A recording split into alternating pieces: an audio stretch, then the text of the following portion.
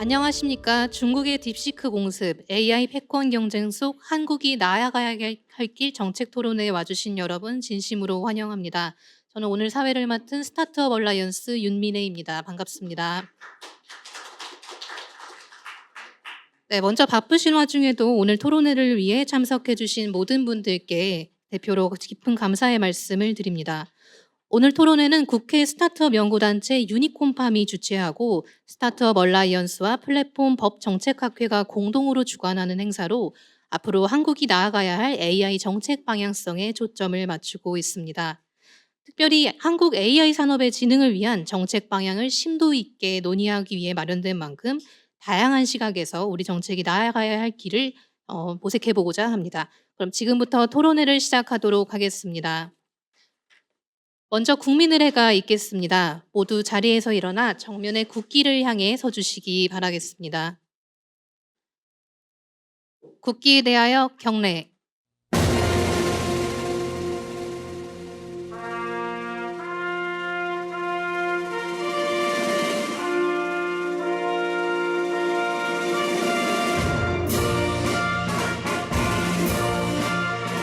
나는 자랑스러운 태극기 앞에 자유롭고 정의로운 대한민국의 무궁한 영광을 위하여 충성을 다할 것을 굳게 다짐합니다.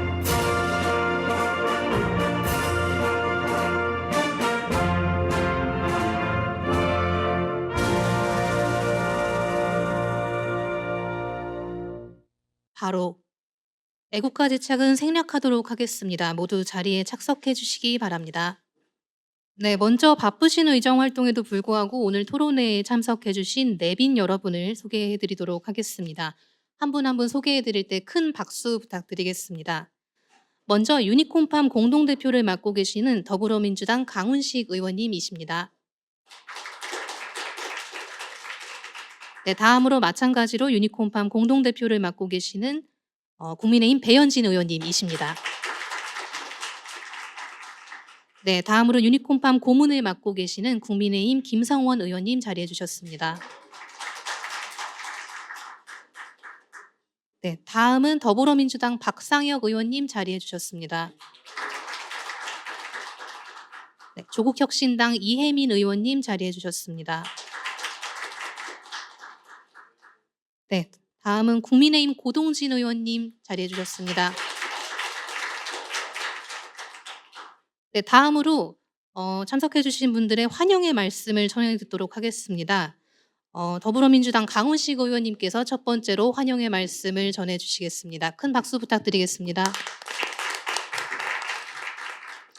반갑습니다. 처음 환영사 하면 원래 꼭 감사의 말씀을 드려야 될 분들이 있습니다. 좌장을 맡아주신 우리 황태희 이 교수님하고 우리 발제를 맡아주신 김상배 교수님 또 강영규 교수님을 비롯해서 각계의 분들께 먼저 감사의 말씀 먼저 올립니다.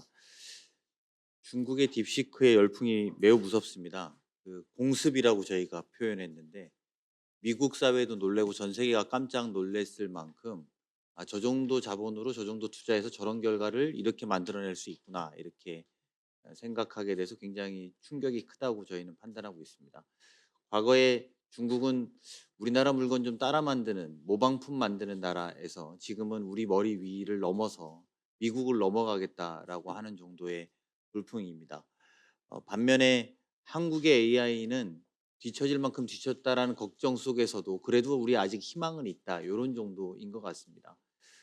특히나 AI 같은 경우에는 저희는 여러 분야로 활용해서 쓸 수 있는 공간들이 많은 나라입니다. 그냥 단순하게 AI 자체를 고도화하는 영역들도 저희들의 과제이겠습니다만 그것뿐만 아니라 AI를 이용한 플랫폼의 고도화라든지 AI를 이용한 제조업의 고도화라든지 AI를 이용한 에너지 정책이라든지 이런 것들을 고도화할 영역들이 많은 분야입니다.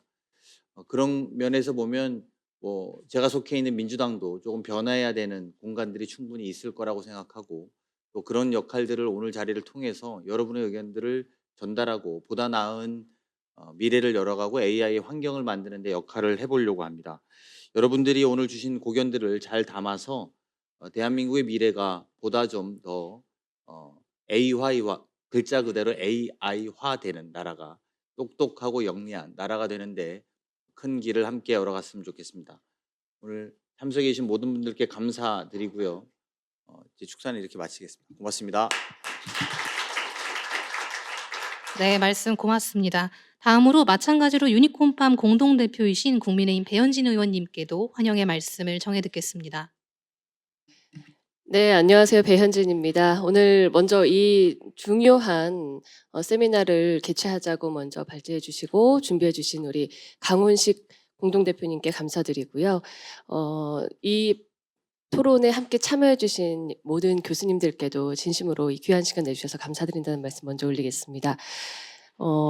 AI가 우리 삶에 어떤 영향을 미칠까, 이게 뭐 많은 분들이 생각들을 하시지만 제가 가장 최근에 목격했던 재밌었던 장면은 이 딥시크가 공개됐던 날 모두 아마 그 주식하시는 분들이 엔비디아 폭락 때문에 머리를 쥐어뜯는 모습들 주변에서 흔히 보셨을 텐데요.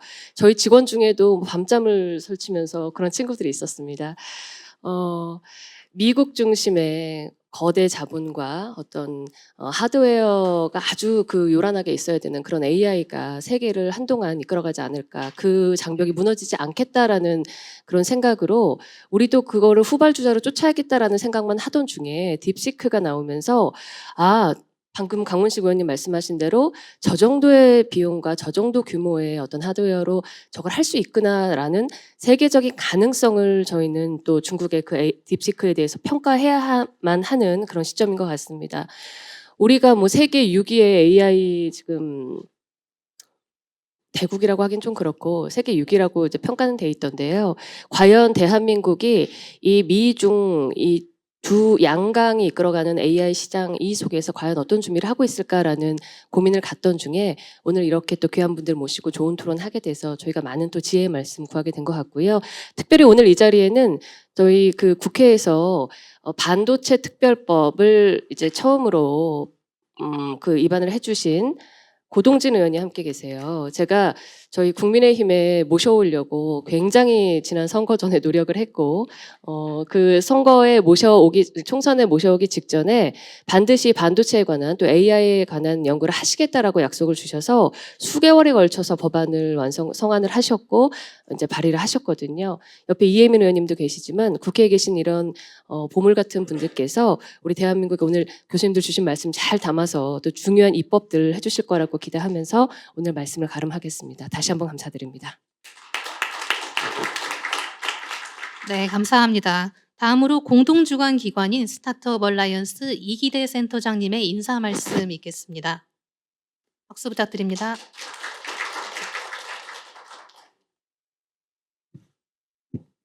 네, 오늘 귀한 시간 내서 토론회에 참석해 주신 유니콘팜 두 분 대표님, 더불어민주당 강훈식 의원님, 국민의힘의 배현진 의원님, 그리고 김성원 의원님, 이혜민 의원님, 박상혁 의원님, 고동진 의원님 모두 감사드립니다.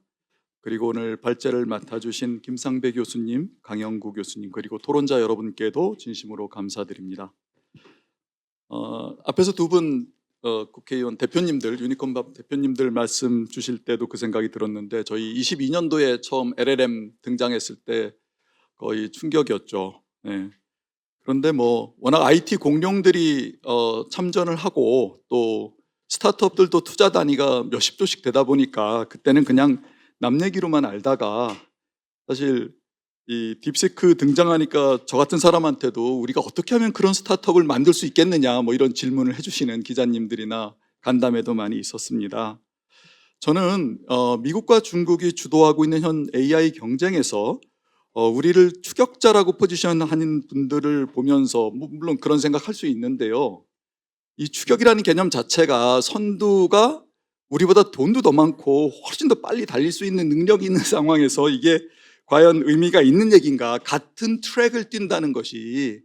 그래서 저는 오늘 그 전선이 한 6개로 나눠져 있는 이 AI 전쟁에서 우리가 제한된 자원을 최대한 효과적으로 쓰기 위해서는 어떤 선택과 집중이 필요할까, 그런 대화가 있을 거라고 짐작을 합니다. 저도 그렇게 바라고 있고요. 그래서 오늘 토론회에 대한 기대가 굉장히 크고요. 우리가 앞으로의 미래가 우리가 나아갈 길을 보여줄 수 있는 자리라 그렇게 생각합니다. 잘 부탁드립니다, 교수님들. 네, 환영의 말씀 주시는 사이에 한 분의 내빈이 또 도착하셨는데요. 더불어민주당 김성애 의원님도 자리해 주셨습니다. 박수 부탁드리겠습니다.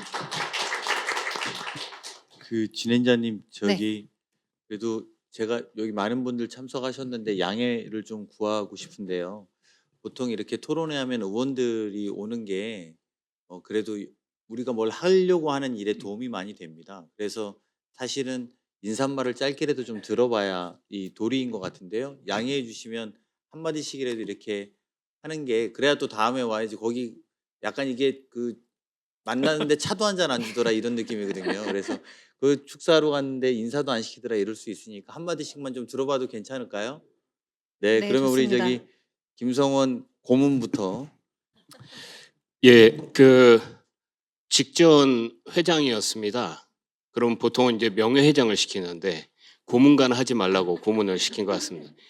저는 그 요 부분에서 드릴 말씀은 많지만은 제가 그냥 저는 이렇게 좀 짧게 그냥 인사만 드리도록 하고 아마 저기 우리 삼성전자 사장을 역임하셨던 우리 고동진 의원님께서 조금 하실 말씀이 조금 많으신 것 같아가지고 고동진 의원님께 제 시간을 좀 양보를 해드리도록 하겠습니다. 예. 잠깐 더 끼어들자면 저희 국민의힘의 AI 특위 위원장이십니다. 이게 산자 위에서도 이렇게 옆에 앉아 계셔가지고 우리 김성호 의원님이 늘 저한테 그 시간 관리를 해줍니다. 그 저는 오늘 여기 처음 참석을 했는데 현재 AI 관련해 가지고 사실은 이게 AI라고 하는 말이 처음 나온 게 1956년에 존 맥카시하고 교수 네 사람이 다트무스 대학에서 여름 캠프에서 처음으로 AI라고 하는 말을 썼어요.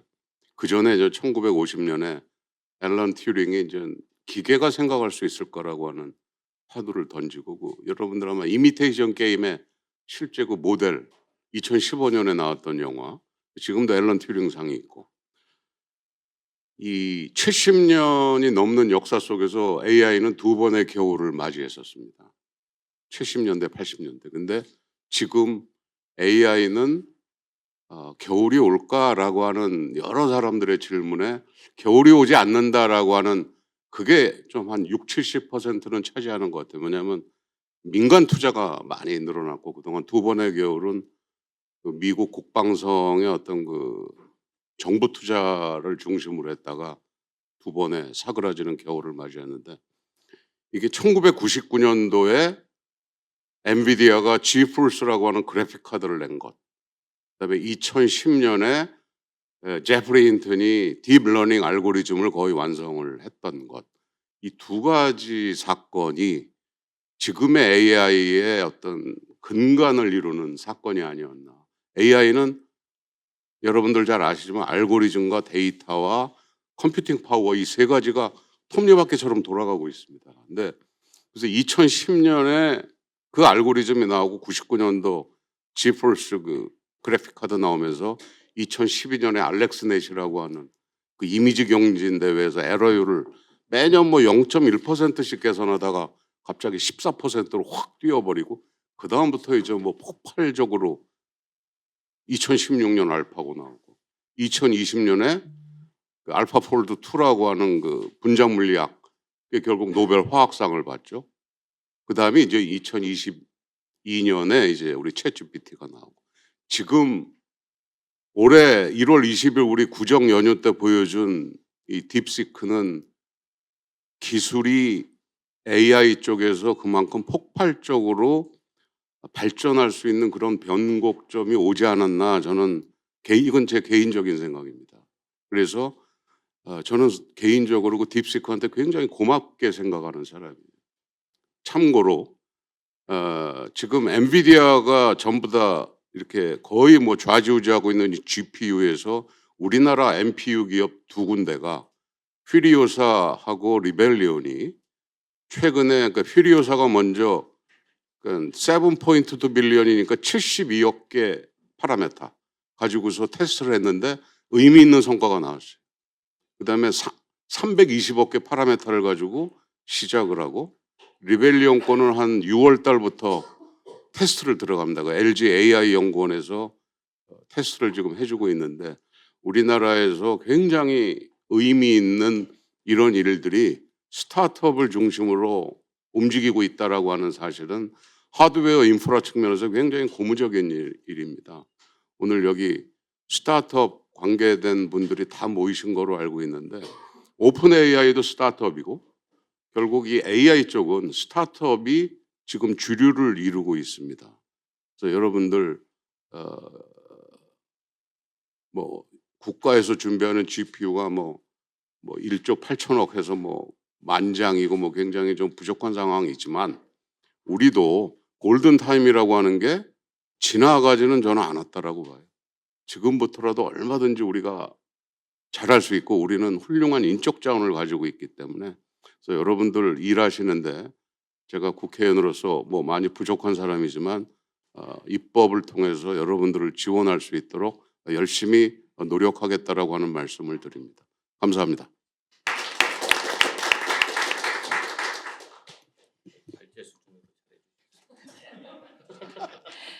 네, 조국혁신당 이혜민입니다.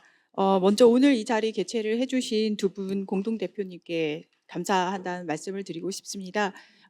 심지어 저는 지금 오다가 봤는데요. 옆에 방에서 K플랫폼 강훈식 공동대표님께서 계시다는 말씀 듣고 잠깐 얼굴 비쳤다가 왔습니다. 네. 국회에서는 AI 관련된 토론회가 굉장히 많이 열리고 있습니다. 어제 저도 AI 서비스 시작부터 글로벌이어야 한다라는 주제로 토론회를 열었었는데요. 그 자리에서 어떤 분께서 말씀을 하셨어요. 국회에서 AI 관련된 토론회가 지금 연달아서 한 70회 이상 열리고 있다. 저는 이게 무엇을 의미를 하고 있냐면은 여러분께서 생각하시는 것보다 혹은 그 정도 기대하시는 것만큼 국회에서도 AI에 대한 이해도 그리고 AI에 대한 파급력 이것에 대한 이해도는 굉장히 많이 높아져 있고 어쩌면은 관련된 법안 그리고 규제 혹은 관련된 여러 가지 이슈들을 논의할 수 있는 굉장히 좋은 시점이 아닌가 싶습니다. 어제 제가 열었던 토론회에서 나온 이야기 그리고 K 플랫폼 관련된 것도 잠깐 이렇게 봤는데요. 그런 모든 70회가 넘는 이야기들을 이렇게 종합하는 자리가 아닌가 싶어요. 오늘 이 자리가 AI 패권 경쟁 속 한국이 나아갈 방향이기 때문에 저는 방금 전에 고동진 의원님께서 말씀을 하신 이제 알파고 그 현장에 있었던 사람으로서 그리고 구글 브레인 팀의 킥오프 미팅에 참석을 했었던 사람으로서 이런 생각을 잠깐 해봅니다. 예전에 석사과정 대학원 연구실 고를 때 전 데이터베이스 시스템을 선택을 했는데 인공지능 연구실 갈 걸 그랬나 라는 생각을 잠깐 하고 우리 지금 연구 의원들의 모임이 유니콘팜입니다. 많이들 말씀을 하세요. AI 관련돼서 유니콘 하면은 지금 프랑스의 미스트랄 그리고 일본의 사카나 말씀들을 많이 하시는데 그걸 그냥 마냥 부러워하기만 할 필요는 없다라는 생각을 좀 해봅니다. 이유는 AI라는 것이 LLM만 이야기하는 자동차로 치면 엔진만 중요한 것이 아니라 엔진만 만들었다고 자동차가 팔리지는 않잖아요.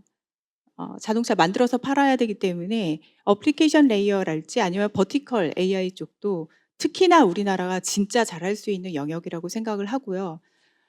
반도체 위에 올라가는 인베디드 시스템 쪽에 해당되는 부분 또한 우리나라는 제조업적으로 탑을 찍어본 영역이 많은 나라입니다. 반도체도 그렇고 조선업도 그렇고 가전도 그렇습니다. 그 영역 또한 우리나라가 굉장히 잘할 수 있는 어떤 도메인이 아닐까 저는 생각을 하고 있습니다. 딥시크 관련돼서도 이야기들을 많이 하시지만은 저는 딥시크 생각보다 너무나도 큰 언론을 타서 오히려 저는 좀 놀랐습니다. 이유는 거기에서 봐야 되는 키워드는 가성비가 아니라 많이들 말씀하신 가성비가 아니라 소프트웨어 최적화 그리고 오픈소스 이 두 가지라고 저는 생각을 하고 그 두 가지를 캐치를 했다면 제일 빨리 달릴 수 있는 나라가 대한민국이라고 생각을 하고 있습니다. 해서 오늘 이 자리에 와주신 분들 너무너무 이 자리에 같이 와주셔서 감사하다는 말씀을 드리고 싶고요. 한국이 나아갈 방향 잘 제시를 해주시기를 기대를 하겠습니다. 감사합니다. 예, 정무위에서 활동하고 있는 박상혁 의원입니다. 21대부터 이 유니콘팜 활동하고 있는데요.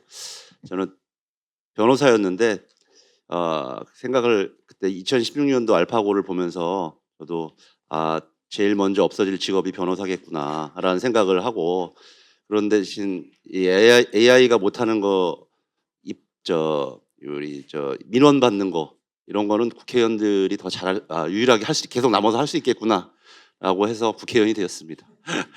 그래서 제가 유니콘팜 하면서도 그런 관련된 법안도 만들고 하는데 더 성심을 다하고 있습니다. 오늘 말씀 주신 거 AI가 못하는 그런 법안들 말씀 잘 듣고 또 입법에 함께 하도록 하겠습니다. 감사합니다. 네, 잘 듣고 배우겠습니다.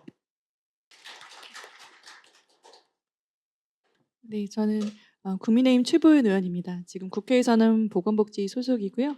지금 국회 AI와 우리의 미래라는 국회의원 연구단체 공동대표를 맡고 있기도 합니다. 그리고 국민의힘에서 이제 AI G3 특위위원으로도 활동을 하고 있는데요. 오늘 이제 중국의 딥시크 공습 AI 패권 경제 속 우리 한국이 나아갈 길 말씀 주시고 있는데, 저는 국회에서 정말 여러 AI 관련된 부분들이 있지만 사실은 국민의 삶과 정말 직접적으로 연관되는 부분에서 이제 스타트업의 역할이 굉장히 중요하다고 생각을 합니다. 국민들께서 느끼시기에 여러 AI 관련된 것들이 어떻게 보면 삶과 동떨어져 있다고 느끼는 부분인데, 그 연결고리를 해주시는 분들이 여기 계신 분들이라고 생각을 합니다. 그래서 사실 우리 국회에서 할 일은 여러분들의 의견을 경청을 하고 어떻게 보면 물꼬를 터서 규제와 지능에 어떤 국민들이 원하는 합의를 함께 나아가는 것이라고 생각을 하고요. 그래서 관련돼서 이제 정부에서의 할 역할도 이제 국회에서 또 같이 협업을 해야 되는 부분이 있지만, 오늘 계신 분들이 정말 중요한 분들이라고 생각을 하고, 또 국민들께서 이제 사실 우리나라가 저성장의 늪으로 가고 있다는 우려가 정말 많은데, 여기 계신 분들이 어떻게 보면 우리나라의 제도약을 이끌어 주실 분들이라고 생각을 합니다. 그래서 관련된 말씀 경청하고 정말 중요한 시기에 오늘 귀한 시간 내서 오신 분들 말씀을 꼭 듣고, 또 정말 국회에서 할 일은 실천하는 일이라고 생각을 하는데, 전국이 여러 어려움이 있지만 이런 부분들은 여야가 함께 할 수 있는 부분이라고 생각을 하고, 저도 미력이나마 최선을 다하겠습니다. 감사합니다. 네, 귀한 말씀 주신 의원님들께 다시 한번 큰 박수 부탁드리겠습니다. 네, 마지막으로 공동주관 기관인 플랫폼 법정책학회 학회장님이시자 서울대학교 법학전문대학원 이봉희 교수님의 인사 말씀이 있어야 되는데요. 갑작스러운 모친상으로 현장에 참석을 못하셨습니다. 삼가 고인의 명복을 빕니다. 네, 이제 본격적인 토론 진행에 앞서 기념사진 촬영을 먼저 하도록 하겠습니다. 환영의 말씀 주신 의원님들과 공동주관기관님들 그리고 발제자 토론자분들께서는 사진 촬영을 위해 앞으로 나와주시기 바랍니다. 네, 기다려주셔서 감사합니다. 저희가 기념사진 촬영을 하는 동안 한 분의 내빈께서 또 도착을 하셨는데요. 잠깐 소개드리고 박수 부탁드리겠습니다. 더불어민주당 김한규 의원님 현장 참석해 주셨습니다. 박수 부탁드리겠습니다. 네, 이제 본격적으로 토론회를 시작하도록 하겠습니다. 오늘 토론회는 두 분의 발제에 이어 종합 토론을 진행하는 순서로 준비되어 있습니다. 먼저 김상배 서울대학교 법학전문대학원 교수님께서 미중 AI 패권 경쟁과 한국, 국제 정치학으로 본 국가 전략의 방향이라는 주제로 토론회 문을 열어주시겠습니다. 교수님께 박수 부탁드리겠습니다. 예, 안녕하세요. 서울대학교 정치외교학부의 김상배 교수입니다. 예, 저는 기본적으로 정체성이 국제정치학자입니다. 네, 오늘 AI 스타트업과 관련된 토론회인데 국제정치학자가 첫 번째 발표를 하는 세상이 됐습니다. 네. 이런 세상이 좋은 세상인지는 저는 잘 모르겠는데 적어도 저는 좋습니다. 네, 제가 연구하고 있는 바를 이렇게 국회에서도 전문가분들한테 말씀드릴 수 있는 기회가 돼서 너무 좋습니다. 제가 저한테 주어진 시간이 그렇게 길지가 않아가지고 자세히 설명드릴 시간은 없을 것 같습니다. 근데 조금 자세히 적었는데 뒤에 토론하시는 분들께서 나름대로 토론의 방향을 설정하시는 데 도움을 드리려고 좀 적었는데 발제는 좀 더 간략하게 핵심을 중심으로 말씀드리도록 하겠습니다. 그리고 또 저희 국제정치학에서 이 문제를 보는 기본적인 시각이 디테일을 보기보다 좀 더 크게 그런 또 시간적인 차원에서 좀 중장기적으로 문제를 보는 뭐 이런 시도를 좀 하고 있기 때문에 그 나름대로 그와 그 의도를 저희가 살려가지고 말씀을 드려보도록 하겠습니다. 오늘 말씀드리게 될 거를 그냥 몇 마디로 요약해서 하다 보면 말씀드리다 보면은 AI가 지금 되게 중요해지고 있다, 기술이. 예. 그런데 AI와 관련된 국제정치적인 차원에서의 경쟁은 기술 경쟁만이 아니라 중적으로 연결되어지는, 오늘 패권이라는 말이 나오잖아요. 패권을 들먹일 정도의 전쟁이 이루어지고 있고, 지금 이 분야에서의 변화는 향후 정치, 군사적인 차원에서의 국제정치의 질서의 변화를 야기할 그런 조짐들을 좀 보인다, 라는 말씀입니다. 그러다 보니까 우리가 굉장히 적극적으로 대응을 해야 되는데, 이 분야의 성격이 굉장히 강대국들이 중심이 돼서 끌어가는 거여서 중견국인 우리의 입장에서는 약간 힘이 붙일 수밖에 없는 부분이어서 약간 전략적인 판단들을 해야 되는 지점들이 있다. 어떤 면에서 갈림길에 서가지고 전략적인 판단을 해야 될 부분들이 있고, 그런 부분에 대해서는 좀 더 국가적인 차원에서의 총체적인 고민들을 좀 필요로 한다라고 하는 이런 말씀으로 요약드려 볼 수 있을 것 같습니다. 오늘 그 토론회에서의 키워드는 세 가지인 것 같습니다. 딥시크하고 미중 패권 경쟁, 그리고 세 번째 한국이 어떻게 할 거냐에 대한 부분인데요. 그걸 중심으로 잠깐 말씀을 좀 드려보도록 하겠습니다. 요즘 뭐 알파고 쇼크 얘기하고 챗GPT 쇼크 얘기해서 이게 인공지능 관련된 쇼크에 대한 것들이 나오는데, 아무래도 최근에 가장 주목을 끌었던 거는 딥시크 쇼크인 것 같습니다. 공교롭게도 중국이 미국 트럼프 대통령 취임할 때 딱 맞춰가지고 발표를 한 거에 어떤 의미가 무엇인가. 그러니까 미국에서도 제2의 스푸트니크 쇼크라는 말이 나올 정도로 논의가 되고 있고, 딥시크 자체가 갖는 의미에 대해서는 뭐 이미 다 잘 알고 계시는 부분이어서 제가 시간을 할애해서 설명을 드리지는 않겠습니다. 국제정치학자의 입장에서 굉장히 재밌다고 생각하는 거는 초기 한 1, 2주는 기술에 대한 얘기를 하더라고요. 이게 가성비가 있고 뭐 미국이 했었던 방식으로 안 해도 중국이 쫓아온다 뭐 이런 얘기를 했는데, 그 뒤에 3, 4주 이후에 기본적인 논의의 초점은 딥시크가 야기하는 안보 리스크 쪽으로 가고 있습니다. 데이터 안보, 개인정보 유출, 사이버 안보 뭐 이런 쪽으로 가고 있는 부분이어서 이슈 자체가 이게 단순히 기술과 경제 산업의 이슈가 아니라 어떤 면에서는 국제적인 체제의 안보와 외교 또는 더 나아가서는 전쟁과 관련된 이런 이슈로까지 연결되는 종합적인 측면을 보여준다는 게 딥시크에서 우리가 읽어낼 수 있는 부분이지 않나라는 생각을 해보게 됩니다. 그러니까 당연히 우리가 AI 패권 경쟁을 논하게 될 때 패권 경쟁은 단순히 기술만 앞서가는 그런 경쟁이 아니라 AI 기술에는 표준도 있고 플랫폼도 있고 혁신 생태계에 대한 얘기도 있고, 더 나아가서는 기업의 경쟁이 아니라 국가 정부가 나서서 어떤 면에서는 정책적으로 규제하기도 하고 또 제재하기도 하고, 더 나아가서는 경제가 아닌 안보의 논리를 내세워가지고 상대방을 제압하기로 하는 이런 경쟁들이 좀 벌어지고, 자신에게 더 유리한 환경과 제도와 규범을 만들려고 하는 경쟁도 연결되어지고 있고, 그를 위한 어떤 외교라든지 더 나아가서는 군비 경쟁까지도 지금 논하는 그런 상황의 얘기들이 지금 겹쳐지고 있지 않나라는 생각이 듭니다.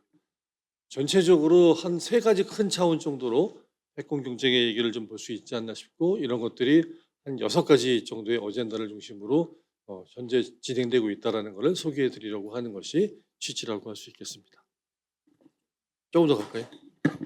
제가 키가 좀 커가지고 마이크가 좀 모자랍니다. 근데 이런 이슈가 기술에서 시작하고 경제산업에서 시작했지만 최근엔 지정학적인 프레임으로 봐야 되는 문제로서 지금 이렇게 이머지하고 있다. 그래서 제가 학계에서 쓰는 표현인데요. 그냥 일상생활 속에서 AI를 사용하는 문제인데, 거기에서 우리는 국가안보를 논하고 패권을 논하고 지정학을 논해야 될 정도로 이렇게 창발해 나가는, 이머지 해가는 이런 식의 복합적인 메커니즘의 이슈가 지금 들어오고 있다라는 말씀을 드리고 싶습니다. 그야말로 AI 지정학을 논하는 세상이 됐습니다. 근데 한 가지 좀 주의해야 되는 건요. 여기서 원래 지정학은 한 100년, 200년 전에 서구의 군대 국가가 전 세계를 팽창하던 제국주의 시대 때 나왔던 얘기잖아요. 그때 나왔던 그런 고전적인 지정학으로 AI를 다 보자 이러자는 건 아니라는 거. 지정학적인 측면의 논리들이 드러나는 건 맞지만 그 이후에 벌어지게 된 다양한 복합적인 이런 시각들을 좀 가미해서 보는 복합지정학이라고 할까요? 그런 시각으로 봐야 되는 간단한 이슈가 아니라는 부분이어서 AI가 중요하다고 모두 다 지정학적인 시각으로 다 보자 이렇게 하는 건 또 다른 오류를 가져올 수가 있어서 좀 더 복합적인 시각이 필요한 이슈라고 하겠습니다. 예, 간단하게 미중이 벌이고 있는 패권 경쟁의 3가지 차원 그리고 6가지 어젠다 그리고 트럼프까지 그러니까 바이든 행정부까지 진행됐던 게 최근에 트럼프 행정부 2기를 맞으면서 어떤 변화를 보이고 있냐에 대해서 간략히 말씀드리겠습니다. 기술 경쟁이 치열해지고 있습니다. 미국, 중국 다 2010년대 후반에 국가전략적인 차원에서 AI 중요하다고 하고 있고요. 아마 지금 전 세계에 한 70개나 80개 국가들이 다 독자적인 AI 국가 전략을 내놓고 있는 이런 상황입니다. 그야말로 국가적인 어젠다로 AI에 대한 경쟁들을 벌이고 있고 그런 분야들이 정부뿐만 아니라 민간 차원에서 투자라든지 인재 이슈라든지 또는 기술이나 또는 인프라스트럭처와 관련된 다양한 경쟁을 벌이고 있습니다. 이번에는 아마도 뭐 경영학자나 기술 경제학 하시는 분들이 다양히 말씀을 좀 나누는 분야인 것 같고요. 전반적으로 그냥 국제정치학자가 멀리서 크게 보기에 여전히 미국이 앞서가고 있습니다. 근데 중국이 지금 아주 빨리 추격해오고 있고 최근에 딥시크와 같은 사례를 보면은 이게 간단치 않네. 지난 2년 전에 보던 모습과 현재의 모습이 다르듯이 앞으로 한 2년이 지나고 난 다음에 모습은 어떻게 될지 모르겠다라는 얘기가 나오고 있는 상황이지 않나 싶습니다. AI와 관련된 분야의 시계는 우리가 살고 있는 일상생활의 시계하고 좀 다른 것 같아요.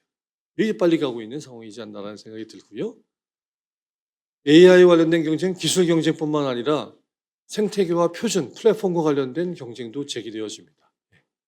최근에 딥시크가 나오니까 이제 오픈소스 모델로 하다 보니까 그 오픈소스 모델 안에 우리가 들어가서 뭘 할 수 있지 않으면 이런 얘기가 나오게 되는데 원래 미국이 AI를 개발하던 초기에 한 2021년 정도까지만 해도 오픈소스 모델로 하다가 지난 몇 년 동안 되게 그 폐쇄형으로 닫아가지고 소스 코드를 폐쇄하거나 또는 제한적으로만 하는 식의 모델이 바뀌게 되는 상황이 벌어지게 되면서 그래서 미국의 폐쇄형 모델과 그걸 추적하는 중국의 개방형 모델이 경쟁을 벌이는 것 같은 그런 생태계 경쟁 양상들이 나타나고 있습니다. 이거는 기술 경쟁 그 자체보다는 좀 넓은 의미에서 어떤 표준의 경쟁에 대한 얘기를 좀 다루려고 할 수 있는 부분들이라고 하겠고요. 이런 논의들은 좀 더 넓은 의미에서 플랫폼에서의 주도권을 장악하기 위한 경쟁들이 벌어지고 있습니다. 2개의 네트워크가 2개의 플랫폼이 경쟁하는 일종의 인터 네트워크 폴리틱스, 인터 플랫폼 폴리틱스라고 하는 양상들이 AI를 중심으로 벌어지는 양상들이 지금 전개되고 있다고 할 수 있습니다. 트럼프 2기에 들어오면서 이러한 기술 경쟁, 기술 분야에 국가가 나서고 기업들이 더 투자하는 양상은 좀 더 강화되지 않을까라는 생각을 하게 됩니다. 그 출범 첫날 스타게이트라고 하는 프로젝트를 발표하면서 보였던 어떤 트럼프 행정부의 관심이 좀 더 강화되어 갈 것이고요. 그런 기술 혁신을 지원하기 위한 AI 분야에서의 규제 완화는 좀 더 촉진될 가능성이 있다는 것이 전망이라고 할 수 있겠습니다. 이런 이슈들이 AI의 표준과 생태계 플랫폼에 어떤 영향을 미칠 거냐라고 하는 것도 되게 중요한 포인트이지 않나 싶습니다.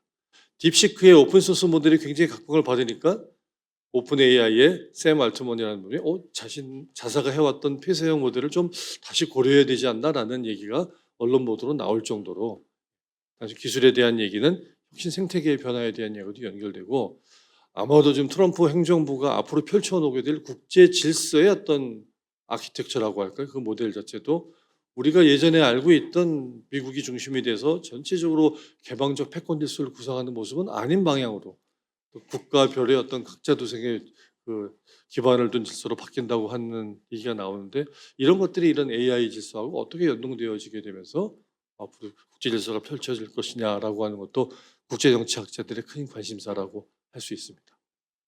그 다음은 AI와 관련된 수출 제재 또는 수입 제재와 대한 부분도 되게 큰 쟁점입니다. 지금 나오니까 AI가 그냥 그 자체의 기술적인 제품이나 서비스가 아니라 그거 잘못 쓰면 개인정보도 유출되고 더 나아가서는 국가안보에도 문제가 있을 수 있다는 얘기가 나옵니다. 그게 객관적으로 안보에 위협이 있을 수도 있습니다. 근데 지금 나오는 얘기들은 주관적으로 이게 문제가 있을 수 있다고 하는 담론이 먼저 나와가지고 이런 객관적인 현실 자체의 방향을 특정한 쪽으로 끌고 가는 그런 양상들도 벌어지고 있습니다.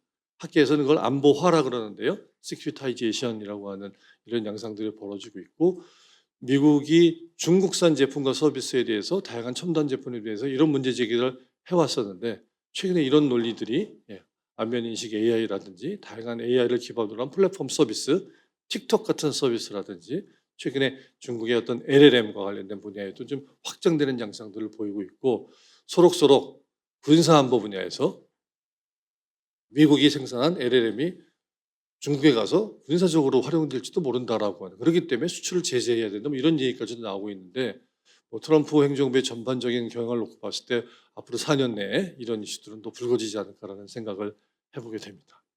미국만 이러는 건 아니고요. 중국도 나름대로 미국산 AI 제품에 대한 제재를 하고 있습니다.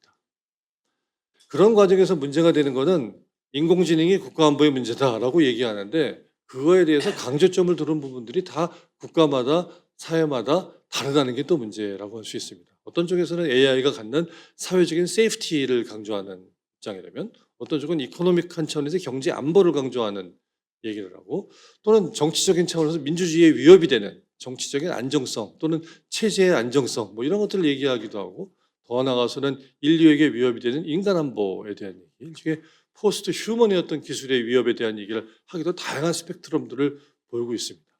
이런 거 관련돼서 분야마다 이슈마다 미국하고 중국이 다른 AI 안보 담론과 규범의 인식들을 가지고 있다는 것 그 자체가 양국이 갖고 있는 또 하나의 갈등의 소지가 된다고 할 수 있습니다.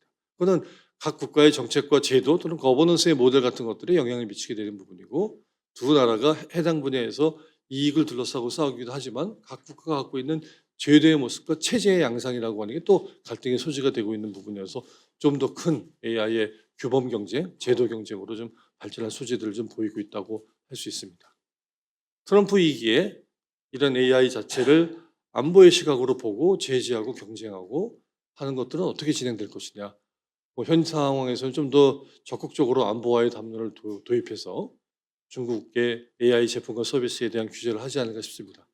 1차적으로 딥시크 나오고 난 다음에 좀 더 그 전에 AI 반도체를 둘러싸고 진행되었던 미국의 제재를 좀 더 강화해야겠다는 얘기들이 벌써 나오고 있는 이런 상황이라고 할 수 있고요.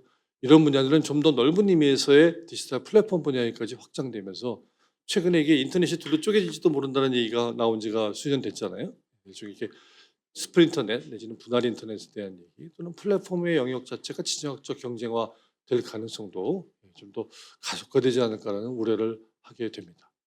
이런 경쟁에 대한 얘기, 안보에 대한 얘기를 자꾸 하다 보니까 상대적으로 지난 바이든 행정부에서 강조되었던 AI에 대한 윤리적인 어프로치들, 규범을 만들자라고 하는 부분은 좀 소홀히 취급될 가능성이 있지 않나. 또 국제적으로도 작년에 저희가 굉장히 중요한 AI 윤리 규범 관련된 국제회의들을 여러 차례 하면서 이런 것들에 대한 모색을 했는데 그런 국제적인 노력도 살짝 미국은 좀 관심이 없어할 그런 가능성들이 있지 않나라는 전망을 해보게 됩니다. AI 패권 경쟁에 아마도 가장 상단에 해당되는 건 외교와 동맹 또는 군사적인 차원에서 경쟁으로 AI 이슈가 전백해서 만나게 되는 상황이라고 할 수 있겠습니다. 첨단 과학기술은 지난 5, 6년 전부터 이미 동맹 외교의 이슈가 됐습니다. 특히 여러분들 5G 관련된 이동통신 장비와 관련돼서 벌어졌던 화웨이 사태에 대해서 알고 계실 텐데요. 그때 사이버 분야에서의 안보 동맹에 대한 얘기들이 거론되었고 그 이외에 뭐 반도체를 둘러싸고도 우리가 뭐 반도체 동맹, 뭐 배터리 동맹 뭐 이런 얘기를 하면서 동맹의 프레임에서 첨단 기술을 보려고 하는 양상들이 있었고 AI 분야에서도 지난 한 수년 전부터 관련된 정부 간 협의체 같은 것들이 작동하게 되었습니다. G-파이라 그러는데요. 근데 이런 과정 속에 또 쿼드라든지 오커스와 같은 소다자 형태로 진행되는 미국 주도의 동맹 내에서 AI에 대한 얘기는 항상 거론이 되었던 거죠. 사이버, 우주 그리고 AI는 이런 종류의 정상회담이 있을 때 단골로 등장하던 주제였던 것이고 아마도 향후에도 미국은 국제적인 다자적인 장이나 국제기구에서 이런 AI에 대한 논의를 하기는 좀 꺼리더라도 양자적인 관계나 소다자의 과정 속에서 동맹 이슈로서 계속 이런 AI 이슈를 다루어 나가지 않을까라는 생각이 듭니다. 반대쪽에서 중국도 나름대로 자기의 편을 모으는 연대 외교의 틀을 활용해서 이런 AI에 대한 얘기를 하고 있습니다. 여러분 잘 알고 계시는 1대1로 선상에 있는 국가들에게 다양한 AI 솔루션이나 디지털 인프라들을 수출함으로 인해 가지고 연대 전선을 만들려고 하는 양상들을 보이고 있습니다. 근데 약간 미국하고 중국이 차이가 있는 거죠.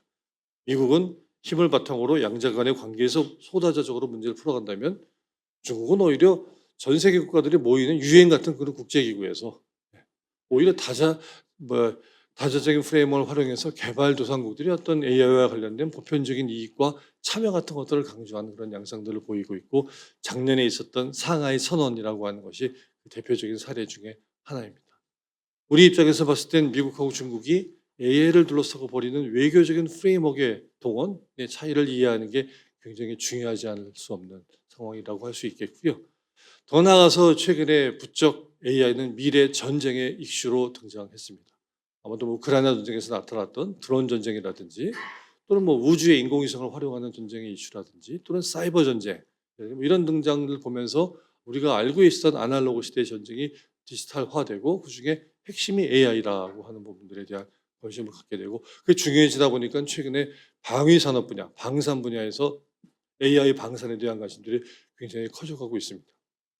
아쉬운 현상이긴 하지만 아마도 21세기의 부국 강병 경쟁의 가속화가 이루어지는 과정에 AI는 핵심이지 않을까라는 생각 좀 해보게 됩니다.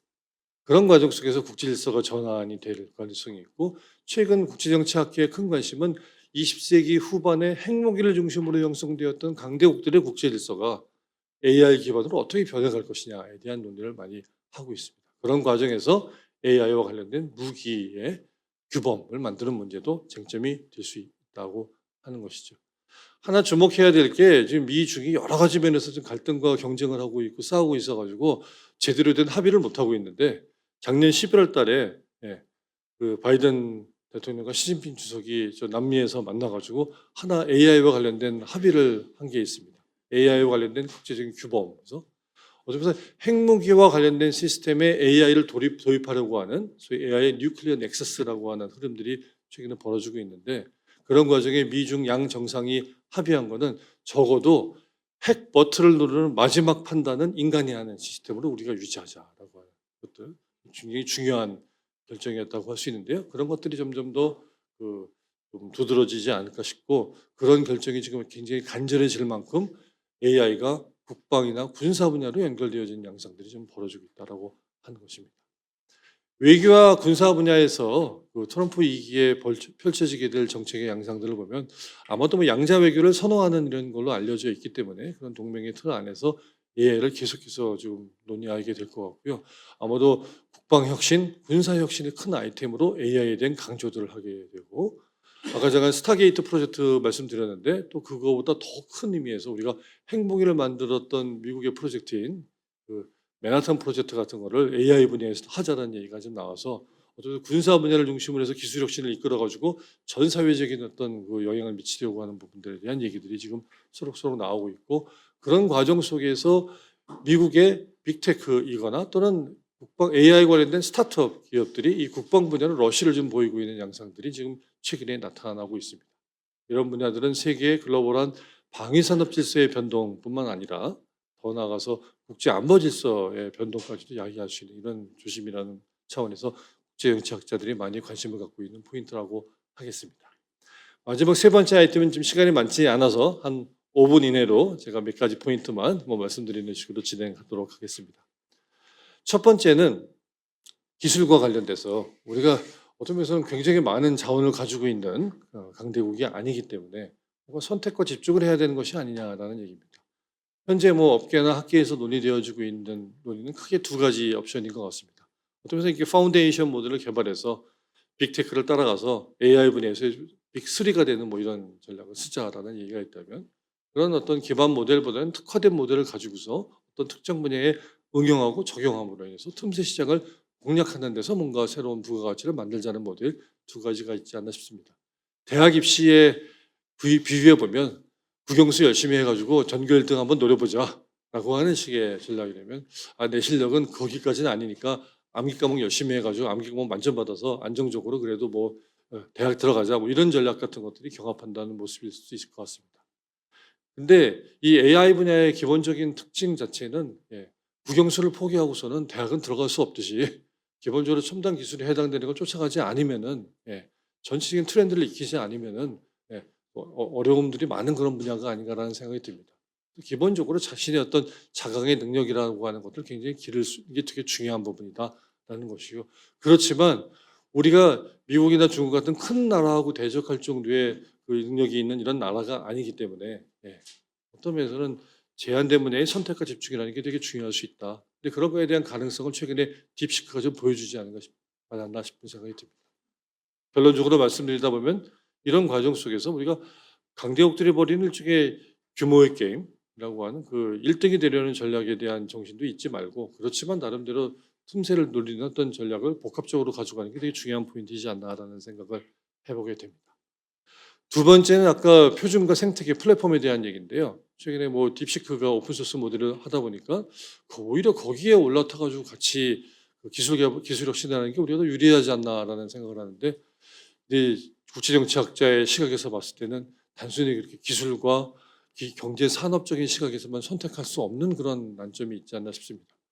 지난 2019년에 화웨이 사태 때 5G와 관련된 분야에서의 선택이 단순한 어떤 LG U+라고 하는 기업의 선택이 아니라 우리 어떤 외교안보적인 차원에서 고민을 해야 되는 선택이었던 것처럼 딥시크로 되는 이런 오픈소스 모델에 대한 어떤 선택이라고 하는 건 우리에게 외교안보의 플랫폼을 선택하는 문제하고도 연결이 되는 거여서 쉽게 얘기하면 우리가 그렇게 가는 걸 미국이 어떻게 생각할 거냐는 걸 꾸준히 고민하지 않을 수 없는 그런 부분이라는 것이고 그런 차원에서 현재 미국이 벌이고 있는 생태계 경쟁이나 플랫폼 경쟁에서 상대적으로 우리가 미국의 플랫폼 위에 올라가 있는 상황이기 때문에 그 위에서 어떤 역할과 활동을 할 것인가에 대한 고민과 또 멀어질 가능성이 있는 중국을 우리가 어떤 식으로 챙기면서 그 안에서 위치를 차지할 것이냐라는 그 논의들이 좀 더 본격적으로 전개되어야 되지 않나라는 생각이 듭니다.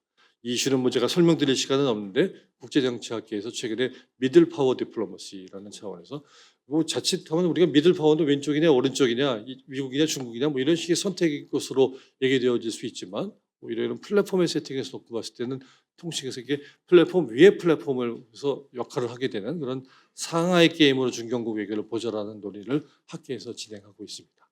이건 이 정도로 소개하고 넘어가야 될 것 같고요. 그 다음은 AI와 관련된 규제와 진행에 대한 얘기입니다. 작년에 국회에서 AI 기본법이 통과가 되었는데 여러 가지 어떤 고민 끝에 만들어진 뭐 산물이라고 할 수 있는데 학계에서는 약간 좀 이게 지금 이렇게 빠르게 경쟁하고 있는 AI 세상에 좀 오늘 AI 스타트업 같은 이런 기업들을 좀 도와주는 법이기보다는 오히려 뭐 유럽의 어떤 그 AI 규제 모델을 좀 더 이렇게 좀 많이 참고한 규제적인 오리엔테이션을 갖는 법이 아니냐는 그 우려를 갖고 있는 것이 사실입니다. 그런데 지금 미국이 트럼프 2기에 벌이고 있는 양상들을 보면 오히려 그쪽은 AI에 대한 탈규제와 플랫폼에 대한 탈규제를 통해서 미국이 기술 혁신을 좀 더 진작하려는 방향으로 갈 뿐만 아니라 미국에 교류하고 있는 다른 국가들이 그런 규제를 하고 있으면 이게 오히려 또 뭐 관세를 매길 수도 있다는 이런 얘기가 나오는 식으로 전체적인 트렌드가 지금 변해가고 있는 양상들을 우리가 고민해 볼 필요가 있지 않냐. AI가 지나치게 위험성이 많아지는 건 규제해야 되지만 그걸 진행하려는 마인드에 균형이 필요하지 않나라는 생각을 좀 해보게 됩니다. 저희가 원래 산업화와 경제개발 시기에 어떤 발전 국가라고 하는 부분들을 중심으로 국가 모델을 설정해 왔다면 그런 것들이 자칫 너무 규제 쪽으로 지금 가고 있는. 그래서 저희가 학계에서 최근에 포스트 발전 국가 모델에 대한 얘기를 합니다. 진흥을 하더라도 바뀐 전체적인 상황에 규제와 어떻게 균형을 맞춰가면서 우리가 갖고 있었던 데벨롭먼털 스테이트 모델을 좀 더 21세기적인 모델로 변화시켜 나갈 것이냐라고 하는 그런 얘기들을 하고 있는 부분이어서 어떤 면에서는 단순히 AI와 플랫폼에 대한 규제 정책을 고민하는 게 아니라 이분의 우리 국가 모델, 발전 모델, 국가 책략 이런 걸 좀 고민해야 되는 상황이지 않나 하는 생각을 해보게 됩니다. 그 다음은 뭐 지금 미국이 압박하고 있는 안보화를 내세워서 압박하고 있는 어떤 중국에 대한 제재의 그 흐름에 우리가 어느 정도 동참할 것이냐에 대한 문제. 근데 사실 미국 제품이 중국 제품이 싸기도 하고 또 다른 성능도 좋아지다 보니까 쓰려고 하는 유혹들이 좀 많아지고 있는 부분이어서 대표적인 게 아마 딥시크나 최근에 알리바바에서 내고 있는 Q1이나 뭐 이런 것들이 대표적인데 근데 그걸 그냥 가져다 쓰기에는 조금 좀 미심쩍고 또 어떤 면에서는 이걸 쓰고 난 다음에 오게 될 다른 어떤 여파들이 두려워서 못 쓰게 되는 이런 양상 속에 지금 우리가 있는 부분인데 이런 부분들에 대한 고민도 우리 어떤 경제적인 차원에서 어떤 산업이나 기업들을 진행한다는 맥락에서 보면 좀 더 고민해야 되는 포인트일 수 있다. 근데 그냥 무작정 고민하면 안 될 것 같습니다. 우리가 생각하는 AI와 관련된 안보는 어떤 식의 개념이냐는 원칙을 좀 세우고 기준을 만들어가지고 어떤 우리가 국가적인 또는 기업적인 선택을 하더라도 미국이 어떻게 다른 얘기 할 수 없는, 또는 중국의 입장에서 봐서도 나름대로 납득할 수 있는 뭐 이런 식의 선택에 대한 고민들이 좀 필요하지 않나라는 생각이 들고요. 뭐 동맹과 연대와 관련된 분야도 앞서 잠깐 말씀드렸지만 미국과 중국 사이에서 누구하고 협력할 거냐, 미중이 내걸고 있는 외교의 프레임워크들이 있습니다. 그런 프레임워크 중에 어디에 우리가 동참할 것이냐에 대한 고민들이 되게 중요하고, 더 나아가서는 미중하고만 외교하는 거 아니잖아요.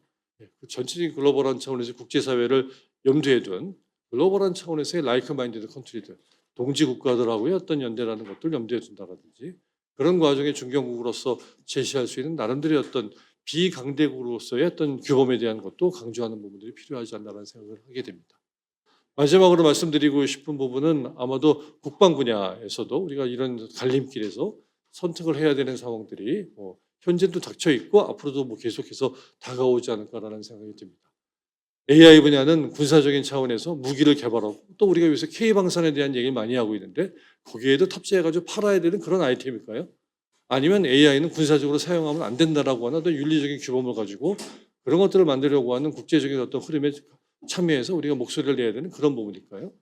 국방에서의 어떤 이익을 찾는 분야와 또 이런 윤리적인 스탠스를 유지하는 거에 어떤 고민 같은 것들에 대해서 우리가 고민할 필요가 있다라는 것이고요. 더 나아가서는 다양한 어떤 군사 기술 혁신 모델이라든지 군사 전략이라든지 이런 분야 같은 것들에 대한 고민이 필요하고, 그런 과정에서 아마도 한미 국방 협력, 한미 동맹이라고 하는 변수가 되게 중요한 이슈로서 나오게 될 것이다 라는 말씀 정도 드리도록 하겠습니다. 시간이 많이 지나서 마지막으로 한 가지 말씀드리면, 아까 2019년에 화웨이 사태에 대해 말씀을 좀 드렸던 것 같은데요. 그 당시에 이 화웨이와 관련된 장비를 선택하는 문제는 단순히 민간 기업의 기술과 산업 경제의 선택이 아니라 어떤 국가적인 차원에서의 외교 안보의 선택으로서 좀 이해되었던 측면들이 있는데, 그런 것들을 지난 몇 년 동안 이런 사태가 또 벌어지게 되면 우리가 어떻게 할 것이냐에 대한 논의를 경제 안보라든지 기술 안보 분야에서 오랫동안 얘기가 되어져 왔습니다. 지금 생각해 보게 되는 것은 AI와 관련돼서 미중 사이에서, 아까 말씀드린 그런 사이에서 우리가 갈림길 속에서 전략적인 선택이 고민의 어떤 과제를 안게 될 것이고, 그런 부분들을 제대로 하지 못했을 때 어려움을 겪게 될 부분들에 대한 그런 대비들이 좀 필요하고, 이건 국가적인 차원에서 우리가 해야 되는 이슈가 아닌가라는 말씀드리면서 마치도록 하겠습니다. 감사합니다. 네, 감사합니다. 서울대학교 정치외교학부 김상배 교수님께서 미중 AI 패권 경쟁 속에서 중견국으로서 우리나라는 규제 마인드를 넘어 지능 혁신 마인드로 전환이 필요하다는 말씀 전해 주셨습니다. 다음으로 강영구 한양대학교 파이낸스 경영학과 교수님께서 초거대 인공지능 생태계 현황 분석과 대응 방안이란 주제로 발표해 주시겠습니다. 교수님께 박수 부탁드리겠습니다. 저는 이제 시간이 많이 지나서 결론 위주로 한 10분 정도만 말씀드리도록 하겠습니다. 첫째, 이제 김상배 교수님께서도 말씀하셨는데요. 현재 우리나라 인공지능 청사진, 인공지능 기본 전략 검색하면 이제 이런 자료가 대체적으로 나옵니다. 근데 이게 청사진으로는 아름답고 좋은데요. 전략은 아닌 것 같습니다. 경영학적으로 봤을 때. 그래서 제 생각에 우리나라 인공지능 전략은 아직 없는 것 같아요. 왜냐하면 전략의 기본은 김상배 교수님 말씀하신 선택과 집중이거든요. 선택과 집중을 하는데, 그러면 어떻게 선택과 집중을 해야 될 것이냐. 선택과 집중을 하려면 일단 구도를 봐야 될 것 같습니다. 구도를 보고, 이제 경영학 원론에 나온 이야기는 남들이 가지고 있지 않은 우리만의 리소스가 있는가. 다른 나라에 없는 대한민국, 다른 나라에서 카피하기 힘든 대한민국 리소스가 있나. 그걸 찾은 다음에 그걸 확장하는 방식으로 가야 될 것 같습니다. 그게 이제 전략의 선택과 집중인데요. 그러기 위해서는 일단 AI 혁신, AI가 여러분 파괴적 혁신이라는 거 모두 동감하실 것 같아요. 근데 AI가 파괴적 혁신이긴 한데 지금까지 파괴적 혁신으로와는 저 같은 경제 경영학자가 보기에는 굉장히 다른 점이 있습니다. 지금까지 파괴적 혁신이면 스타트업 같은 게 막 나타나서 기존의 리더를 무너뜨리고 대체하고 턴오버가 발생해야 되는데, 이 AI 산업혁명 이후에 어떻게 보면 산업혁명을 능가하는 최고의 파괴적 혁신이라고 하는데 기존의 리더들이 디스럽되긴커녕 더 강화되고 있다는 거죠. 그럼 이제 왜 그런가? 특히 지금 AI의 리더들은 플랫폼 기업들입니다. 구글, 애플, 애플도 이제 막 그럴 것 같은데 애플, 아마존 뭐 그런 데죠. 마이크로소프트 이런 데인데 왜 그런가 한번 생각해 보면 정확히 AI의 생태계 구조와 플랫폼 생태계 구조는 정확히 동일하다는 겁니다. 이 말은 뭐냐면 우리가 AI에서 선택과 집중을 할 때 플랫폼 전략 없이는 그리고 사실 AI도 플랫폼화되고 있기 때문에 플랫폼 전략과 생태계 전략 없이는 우리는 결코 AI 전략에서 AI 전쟁의 승산이 없다라는 말씀을 드리고 싶습니다. 자, 이제 플랫폼 맨 이제 제 논문 이야기해서 좀 쑥스러운데요. 맨 왼쪽에 있는 게 이제 제가 쓴 플랫폼도 다 똑같은 플랫폼이 아니다. 플랫폼의 구도를 본 거고요. 맨 위에는 우리가 흔히 이제 아이폰이나 뭐 갤럭시에서 보는 앱들이 깔려있는 다 자기들 플랫폼이라고 하죠. 그래서 컨텐츠나 서비스들이 있고요. 여기는 아직도 레드오션입니다. 완전 경쟁 시장이죠. 그래도 우리나라 여기서 잘하고 있습니다. 그 밑에 내려가면 이제 걔네들에 접근할 수 있고 걔네들을 찾아줄 수 있고 소위 말해 슈퍼의 포탈 검색 엔진 이런 것들이 있습니다. 여기만 와도 경쟁이 확 줄어듭니다. 다행히 우리나라는 쓸만한 메타 정보 앱을 가지고 있는 세계 국가 중에 하나예요. 미국, 중국, 한국, 뭐 러시아는 요즘 빼니까요. 이게 중요한 히트인 것 같습니다. 우리의 전략적 자산이 있는 거죠. 근데 이제 중요한 건 뭐냐면 이제 그 밑에 앱스토어부터가 진짜 중요한데요. 여기는 저는 워낙 중요해서 그냥 플랫폼의 플랫폼이라고 부릅니다. 다른 플랫폼과 다르다. 앱스토어 2개밖에 없죠. 운영체제 2개밖에 없죠. 사실상 뭐 하는 클라우드 3개밖에 없습니다. 미국, 아마존, 마이크로소프트, 구글 3개밖에 없고요. 인프라는 좀 다른 문제고 이게 정확히 AI에서도 반복되고 있다는 겁니다. 맨 위에는 이제 AI에도 다양한 앱들이 나올 거예요. 이미 앱들이 많이 등장하고 있고요. 그 다음에 그 밑에는 이제 앱들을 개발하고 데이터를 마련하고 이런 걸 도와주는 기술 파트너들이 있을 거고요. 그 다음에 제 생각에 이거 정말 기회라고 생각하는데 앱스토어가 아직 없어요. AI에. 이거 정말 기회라고 생각합니다. 이쪽에서 이 플랫폼 생태계에서 제가 봤을 때 제일 위대한 발명 스티브 잡스의 발명품이죠. 사실 앱스토어는. 그 전부터 있긴 있었지만 그래서 AI 생태계 지금 앱스토어라는 개념이 아직 없고 챗GPT에서 GPT 스토어라고 해서 아직 초기적인 형태로 존재하는데 우리가 빨리 선점하면 여기서 승산이 있을 수 있다고 생각합니다. 이게 있고요. 그 다음에 그 밑에 챗GPT 같은 파운데이션 모델이 있는데 이건 현재 오퍼레이팅 시스템 사실상 운영체제 역할을 하고 있습니다. 왜냐하면 우리가 AI를 만들 때 처음부터 만들지 않거든요. 챗GPT나 이런 거 위에서 만들어서 그걸 파인 튜닝 한다든가 그걸 연결해서 만든다 이렇게 만든다. 그래서 AI가 우리가 이제 챗GPT를 쓰는 줄도 모르게 운영체제처럼 밑에 깔려서 되고 있다는 겁니다. 그리고 아시다시피 그 밑엔 클라우드가 있고 그 밑에 AI 칩과 반도체가 있습니다.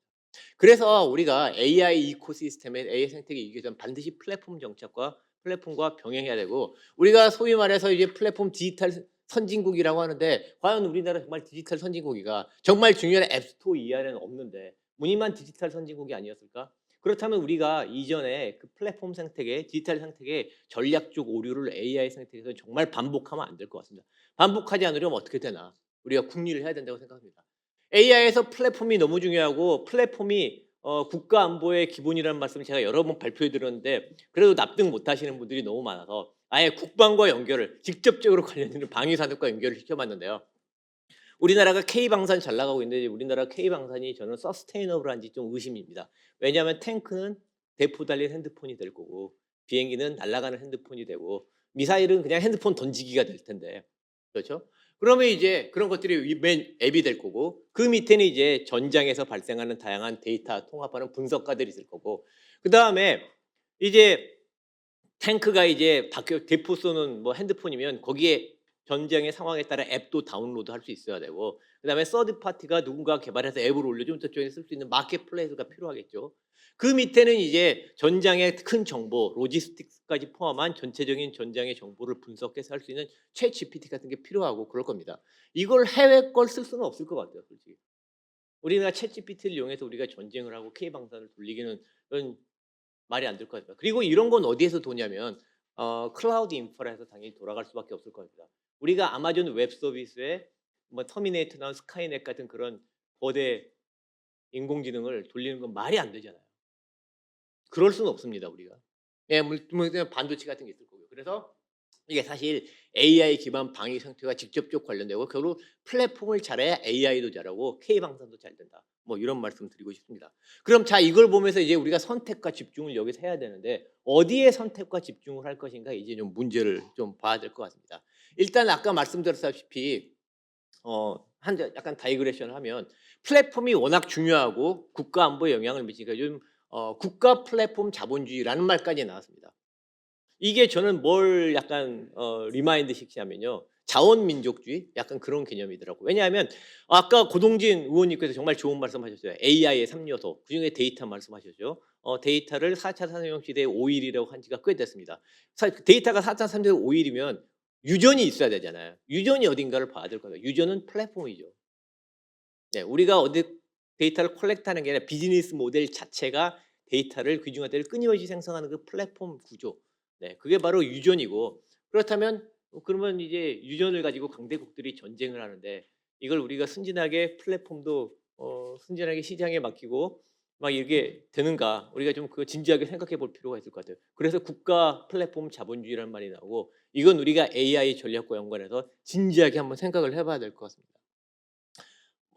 그 다음에 이제 넘어가면 간단히 이제 이슈 위주로 말씀드리겠습니다. 그래서 앞서서 이제 선택과 집중을 해야 되는데 제가 힌트를 드린 것 같아요. 우리나라가 인구 4천만의 나라에 G10 정도 경제 규모에서 반도체, 메모리, 비메모리 다 잘하고 챗GPT도 만들어야 되고 앱도 만들어야 되고 클라우드 잘해야 불가능하죠. 네. 그 중에서 뭘 선택과 집중을 할 것인가? 일단 선택과 집중을 뭘 해야 되냐를 일단 말씀드리기 전에 일단 우리가 선택과 집중을 하고 플랫폼 위주의 전략을 하는 데 있어서 몇 가지 방해 요소라고 할까? 규제 혁신이 좀 필요한 부분을 말씀드리겠습니다. 첫째는 뭐냐면 이제 규제에서 딱 한 부서만 떼서 말씀드리긴 뭐하지만 예를 들어서 정말 예입니다. 공정거래위원회를 한번 예를 들어서 설명을 드려보도록 하겠습니다. 이제 우리나라 공정거래위원회 같은 경우 공정거래 같은 경우는 역사적 배경이 있어요. 우리나라는 다른 나라는 재벌이라는 시스템이 있고 재벌의 경제적 파워를 규제하는 그런 역할까지 또 맡다 보니까 이제 그런 연상성에서 플랫폼 규제를 하고 그게 AI 영향을 좀 미치는 것 같습니다. 근데 우리나라가 이제 재벌 시스템이 문제가 많은데 우리나라 5, 60년대로 돌아가서 왜 재벌 시스템이 생겼나 한번 생각을 해볼 것 같아요. 이제 경제 성장을 하기 위해 인공지능의 3요소라고 하지만 우리 또 생산의 3요소는 토지, 자본, 노동이거든요. 예를 들어 자본을 생각해 보면 그 당시 우리나라 자본이 없었죠. 그래서 소위 말하는 투자 매력도가 있는 투자건이 있으면 자본을 조달을 해야 되는데 자본 시장도 없고 매력적인 투자 건수도 없는 거죠. 그래서 우리나라가 택할 수 있는 전략은 뭐냐면 고동진 의원님도 다시 계시지만 삼성 같은 데서 헤드쿼터 차원에서 자본을 조달한 다음에 밑에 뿌려주는 거죠. 네, 그걸 우리가 내부 자본시장이라고 합니다. 그래서 약간 비즈니스 그룹, 재벌 시스템, 문어발 경영 같은 게 등장하는 역사적 배경이 좀 있었다고 생각합니다. 노동시장도 마찬가지죠. 노동시장이 발달하지 않았으니까 삼성 같은 데서 한꺼번에 공채로 뽑고 밑으로 내려보내는 시스템이 발달했다는 겁니다. 지금 문어발 경영 그런 시스템 문제가 많으니까 60, 70년대 들어가서 그걸 없앴으면 지금 우리나라 더 잘 됐을까? 한번 우리가 진지하게 생각을 해봐야 될 것 같습니다. 왜 제가 갑자기 이 말씀을 드리냐면 자 아까 고동진 의원님이 AI의 3요소라고 말씀드려 제일 중요한 게 데이터잖아요. 그러면 데이터를 어디서 구해오느냐의 문제가 될 것 같습니다. 그러면 이제 자본이나 노동처럼 이제 우리는 이제 내부 자본 시장이 덜 필요하니까 외부에서 데이터를 사와서 만드느냐? 불행히도 데이터 시장이라는 거 지금 존재하지 않고요. 데이터의 특성상 향후 데이터 시장이라는 게 존재할 것인가? 네, 시장 실패 없는 데이터 시장이 존재할 것인가에 대해서 학자들 간에 논쟁이 많고 제 생각에는 당분간 존재하지 않을 것 같아요. 그러면 유일한 방법이 뭐냐면 비즈니스 모델 차원에서 어딘가 헤드쿼터에서 데이터를 모아서 그렇죠. 또는 거기서 인공지능 역량을 거기서 개발해서 밑에 뿌려주는 그런 모델이 유력할 수밖에 없을 것 같습니다. 그래서 디지털 시대에 약간 문어발 경영이 이렇게 등장하고 그게 AI의 어떻게 보면 비즈니스 모델이 될 수밖에 없는데 그거를 전통적인 관점에서 이렇게 규제를 하게 되면 큰 문제가 될 거라고 생각합니다. 상식적으로 생각해봐도 AI는 그 자체가 문어발이에요. AGI, Artificial General Intelligence잖아요. 그 자체가 문어발입니다. 그 문어발을 이렇게 규제하고 기존의 공정거래 관점에서 우리가 그걸 규제하게 되면 문제가 생길 수 있다. 그래서 AI 시대, 플랫폼 경쟁의 시대에는 사실 우리 60, 70년대처럼 문어발 다각화 경영을 오히려 장려해야 되지 않나 하는 그런 생각도 좀 합니다. 그리고 또 다른 문제가 뭐냐면 그러면 이제 우리나라가 AI를 발전시키기 중요한 게 플랫폼 경쟁인데 우리나라 플랫폼들이 제대로 경쟁할 수 있는 환경인지 아닌지 한번 생각을 해볼 필요가 있을 것 같습니다.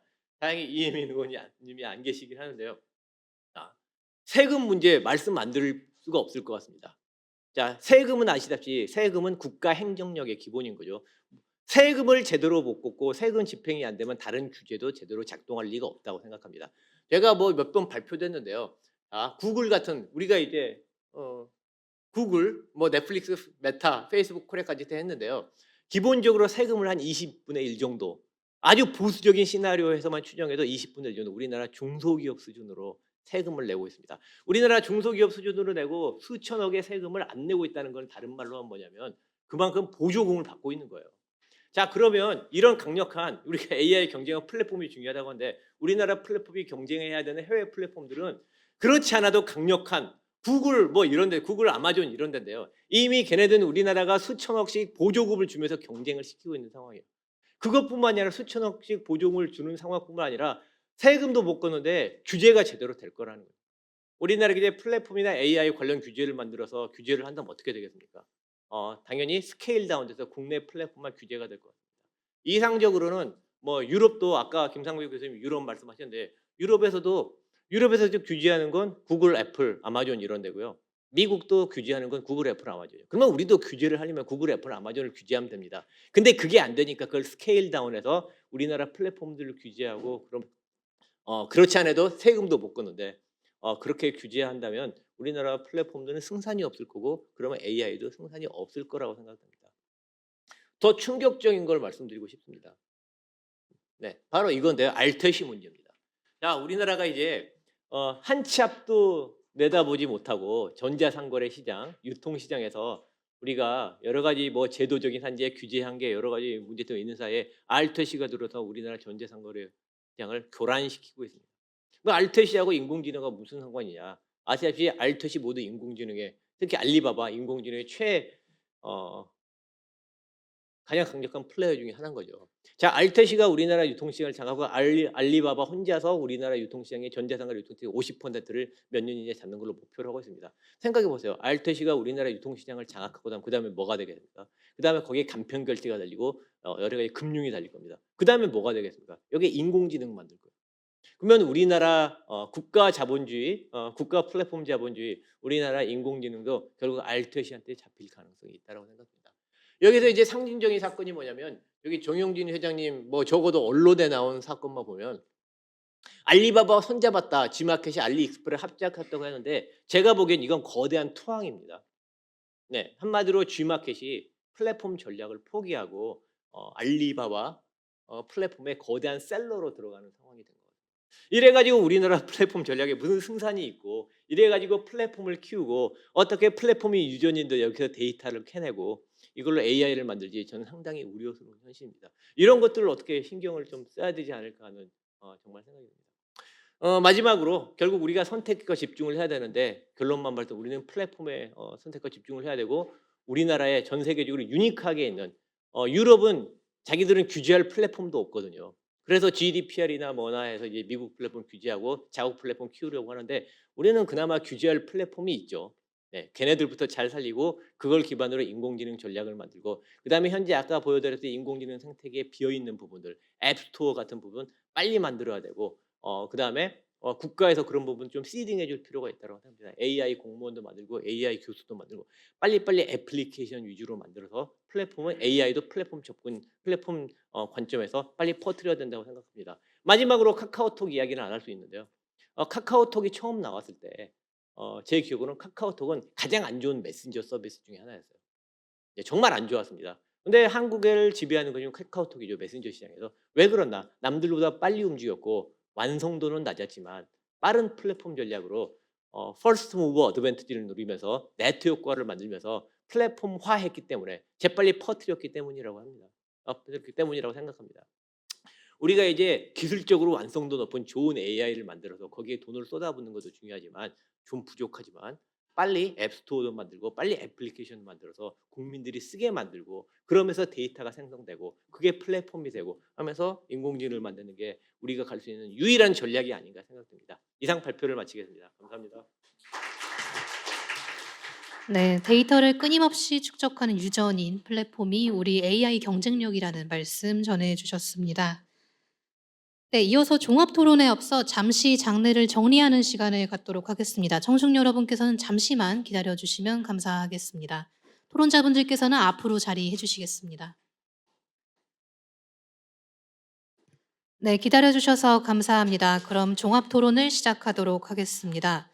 먼저 좌장과 토론자를 제가 소개해 드리겠습니다. 제가 한 분씩 호명해 드리면 토론자분들께서는 잠시만 자리에서 일어나서 몽례해 주시면 감사하겠습니다. 먼저 좌장은 황태희 성신여대 법학부 교수님께서 맡아주셨습니다. 네, 다음은 토론을 맡아주신 최난설원 연세대학교 법학전문대학원 교수님이십니다. 네, 다음은 토론을 맡아주실 김지혜 자플래니 COO님이십니다. 다음은 정주연 스타트업 얼라이언스 전문위원님이십니다.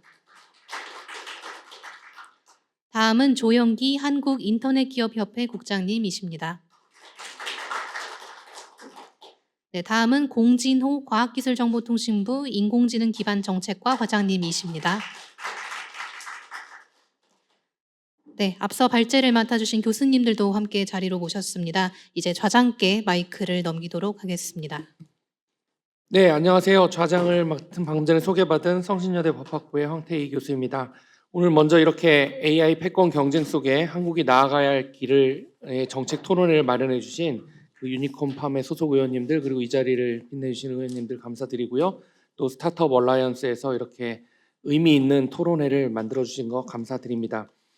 두 분 교수님들께서 굉장히 중요한 말씀을 해주셨는데요. AI와 관련해서 외교 안보적인 어떤 전략 수립이라든지 또는 플랫폼 국가 전략 수립이 굉장히 중요하다는 말씀을 해주셨고요. 저는 그에 대해서 굉장히 공감하면서 발표를 들었습니다.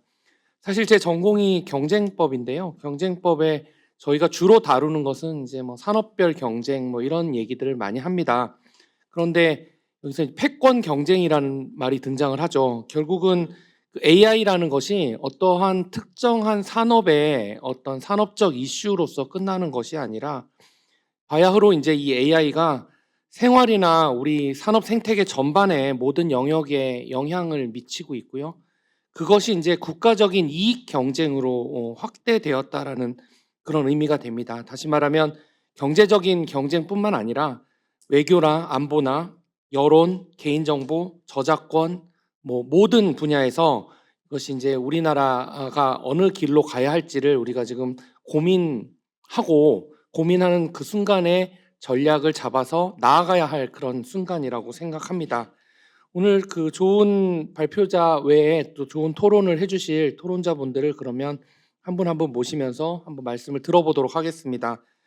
시간이 조금 지체된 관계로 한 토론자 분께서 가능한 한 5분 정도로 말씀을 해주시면 좋을 것 같습니다. 먼저 연세대학교 법학전문대학원의 최난설원 교수님 모셔보겠습니다. 네, 방금 소개받은 연세대학교 법학전문대학원의 최난설원입니다. 저도 전공이 황태희 교수님과 같은 경제법입니다. 그래서 공정거래 이슈라든지 세계적인 어떤 시장 문제들을 주로 다루고 있는데요. 최근에 가장 그 쟁점이 되고 있는 것은 플랫폼에 이어서 AI 이슈인 것 같습니다. 그래서 오늘 두 분 교수님의 발제도 굉장히 주의 깊게 들을 수밖에 없었습니다.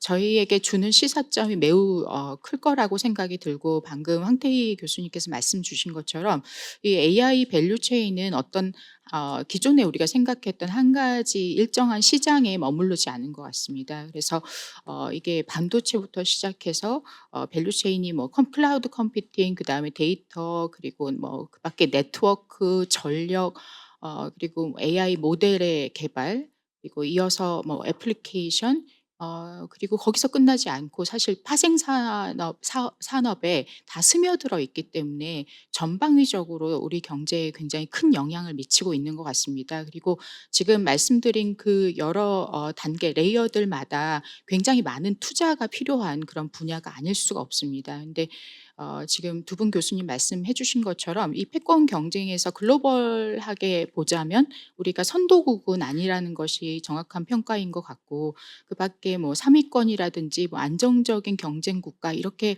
평가를 하는 것도 매우 긍정적으로 평가했을 때 그 정도로 보이는 것 같습니다. 그래서 좀 더 분발해야 된 그런 단계에서 어떻게 하면 우리가 지능과 그리고 우려점들에 대한 해소를 함께 할 수 있는가가 화두인 것이라고 보여지고요.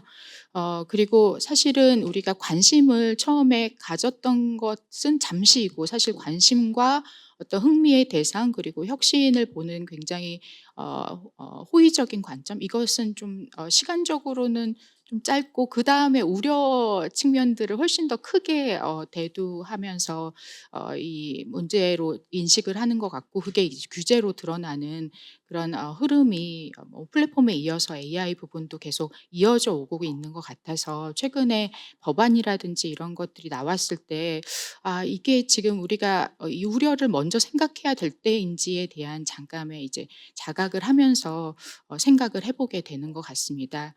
그리고 그러한 측면에서 우리보다 뭐 선도국이라고 생각했던 다른 국가는 어떻게 하고 있는지를 당연히 지켜보게 되는 것이고 그래서 오늘 발제를 들으면서 뭐 미국이라든지 중국의 흐름에 대해서 잘 알아볼 수 있는 기회가 된 것 같습니다. 그리고 제가 이제 규제법을 하는 사람이기 때문에 해외에선 어떻게 하고 있는지를 계속 지켜보고 있는데 최근에 이제 이게 다측면에서 여러 가지 투자와 그 복합적인 그 개발이 이루어지고 있는 상황이기 때문에 아무래도 빅테크가 앞서 나가고 굉장히 이제 우리가 압도적인 어떤 그 격차를 가지고 있게 되는 거죠. 그런데 이 빅테크의 개발이 이제 자체 개발도 있지만 잘 아시는 바와 같이 뭐 MS의 오픈 AI에 대한 투자 그리고 구글의 엔트로픽에 대한 투자 이런 것들이 이제 중심적으로 이루어지는 모양새를 보이고 있고 사실 오픈 AI나 엔트로픽이 스타트업부터 출발했던 그 상황도 맞습니다. 그래서 이런 투자와 관련된 관점에서 경쟁 당국이 사실 작년부터 조사를 해왔고 거기에 대해서 가장 드라마틱하게 좀 이제 공격적으로 조사를 해왔던 것이 이제 영국의 경쟁 당국인 CMA 같은 경우였거든요. 그런데 이것을 왜 그렇게 봤냐라고 한다면 MS가 오픈 AI에 투자한 그 수십억 달러가 결과적으로 MS가 오픈 AI에 이런 기술들을 독점적으로 사용하는 데 기반이 되지 않았나 그런 관점에서였는데 그런데 며칠 전에 CMA에서 조사를 종료했습니다. 그래서 영향력은 있지만 실질적인 영향력은 있지만 그것이 이제 완전한 지배를 말하는 것은 아니기 때문에 기업 결합에 해당되진 않는다. 이제 M&A에까지 이르지는 않는다. 그래서 경쟁법을 바로 적용할 그런 사안이 아니다라고 얘기를 했고 그러면서 순차적으로 아마도 구글의 엔트로픽에 대한 투자라든지 뭐 아마존의 투자라든지 이런 것들이 비슷한 양상으로 다른 국가에도 결론이 날 것 같습니다. 그래서 지금 이제 투자의 관점에서 보자면 아무래도 우리나라뿐만 아니라 글로벌 투자 시장이 경색되고 있고 또 미국의 정책 때문에 이 미국 내 기업으로 좀 투자가 몰려가는 그런 상황에서 우리가 우리나라가 어떻게 가야 될지를 생각해 보자면 이제 경쟁법의 시각에서는 좀 더 우리나라의 로컬 기업이라도 그 여러 이제 전방위 가치 사슬의 분야에 있어서 투자 여력이 있는 그런 국가들은 그런 기업들은 투자를 촉진할 수 있는 방향에서 정책을 좀 추진하는 것이 훨씬 이 전체 생태계를 끝단까지 좀 더 활성화시키는 데 훨씬 도움이 되지 않을까. 근데 물론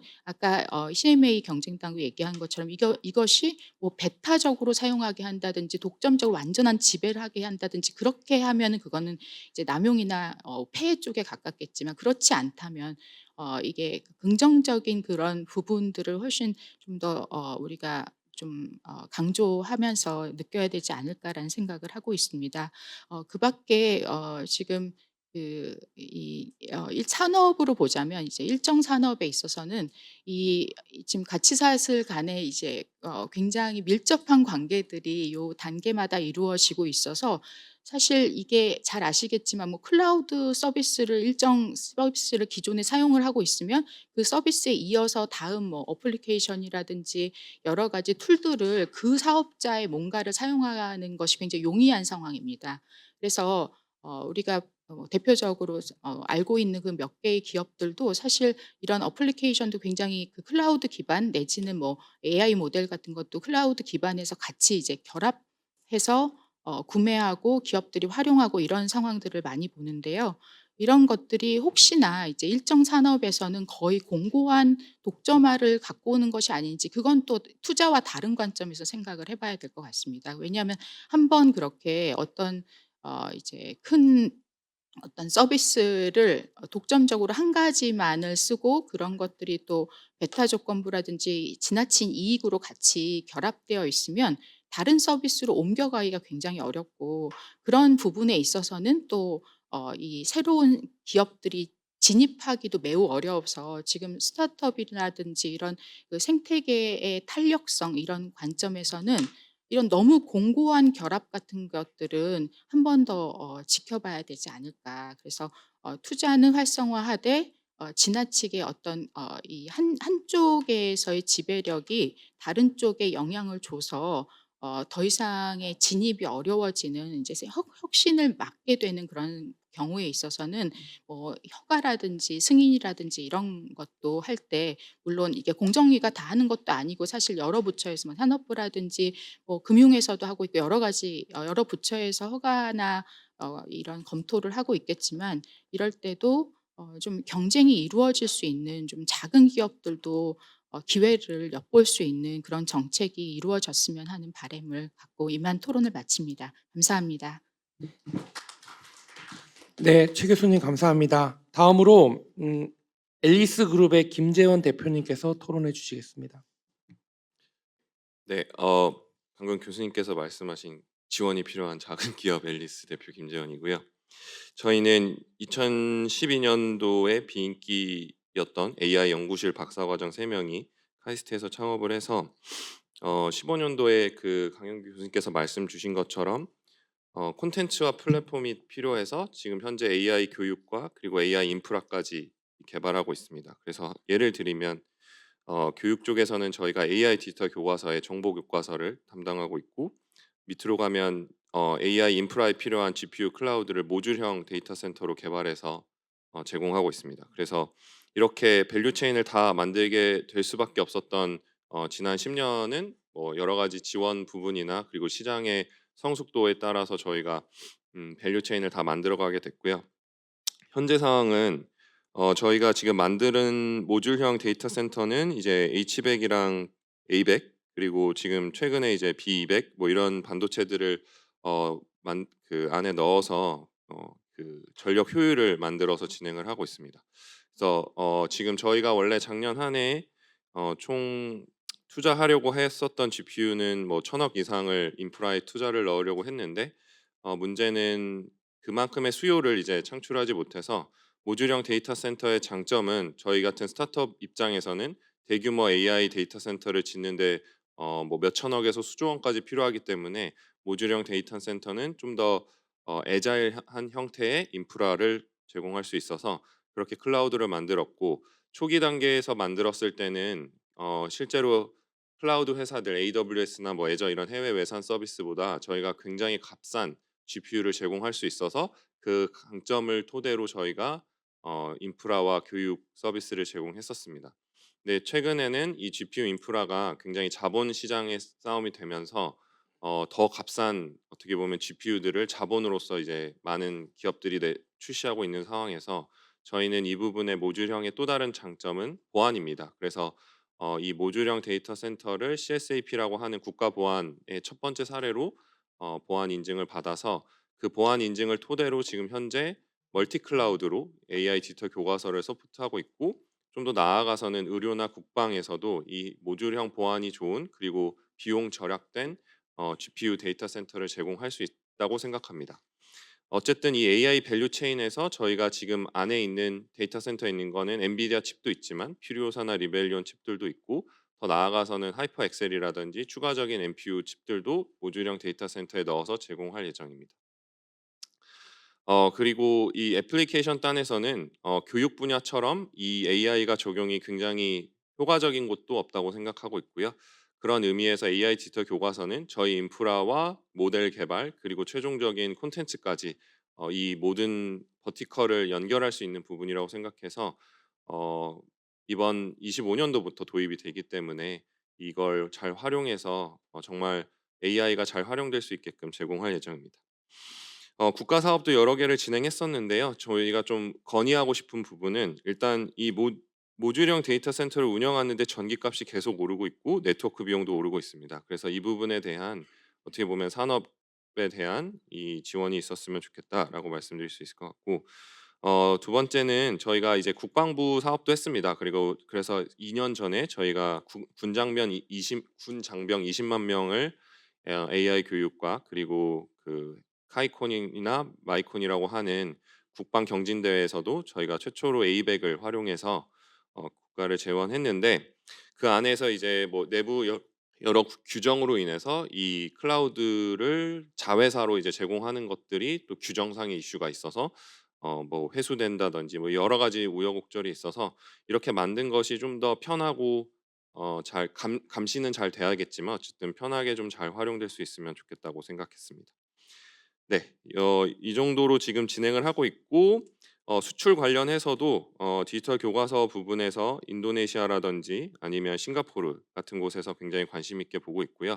미국, 중국을 많이 말씀하시는데 저는 오히려 싱가포르가 그 미중 사이에서 굉장히 영민하게 진행하고 있다고 생각합니다. 실제로 싱가포르 부총리가 저희 기업을 방문했었을 때도 그 점을 많이 느꼈고, 어찌 보면 저희가 미국과 중국 사이에서 싱가포르가 하는 영민한 정책처럼 저희도 그 부분을 잘 확인해서 영민하고 기민하게 움직였으면 좋겠습니다. 네, 그래서 마지막으로 모듈형 데이터 센터를 일본이라든지 인도네시아, 말레이시아에 수출할 수 있게끔 또 지원을 해주시면 감사할 것 같습니다. 네, 이상으로 발표 마치도록 하겠습니다. 네, 김재원 대표님의 토론 잘 들었습니다. 다음은 자플래닛의 김지혜 COO님 말씀 들어보겠습니다. 네, 안녕하세요. 소개받은 김지혜입니다. 그 자플래닛은 사실은 2014년 시작해서 한 10년 정도 된 잡마켓에서 많은 유저들이 월 평균 한 250만 정도 되는 유저들이 본인의 직장 경험을 나누는 일종의 기업 정보 플랫폼입니다.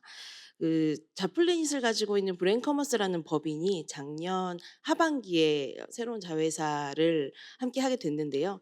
맨파워 코리아라는 보통 스태핑 아웃소싱이라고 하는데 파견 도급 회사입니다. 그래서 전체적으로 브레인커머스는 사실은 HTR 서비스 플랫폼으로 나아가려는 방향성을 가지고 있습니다.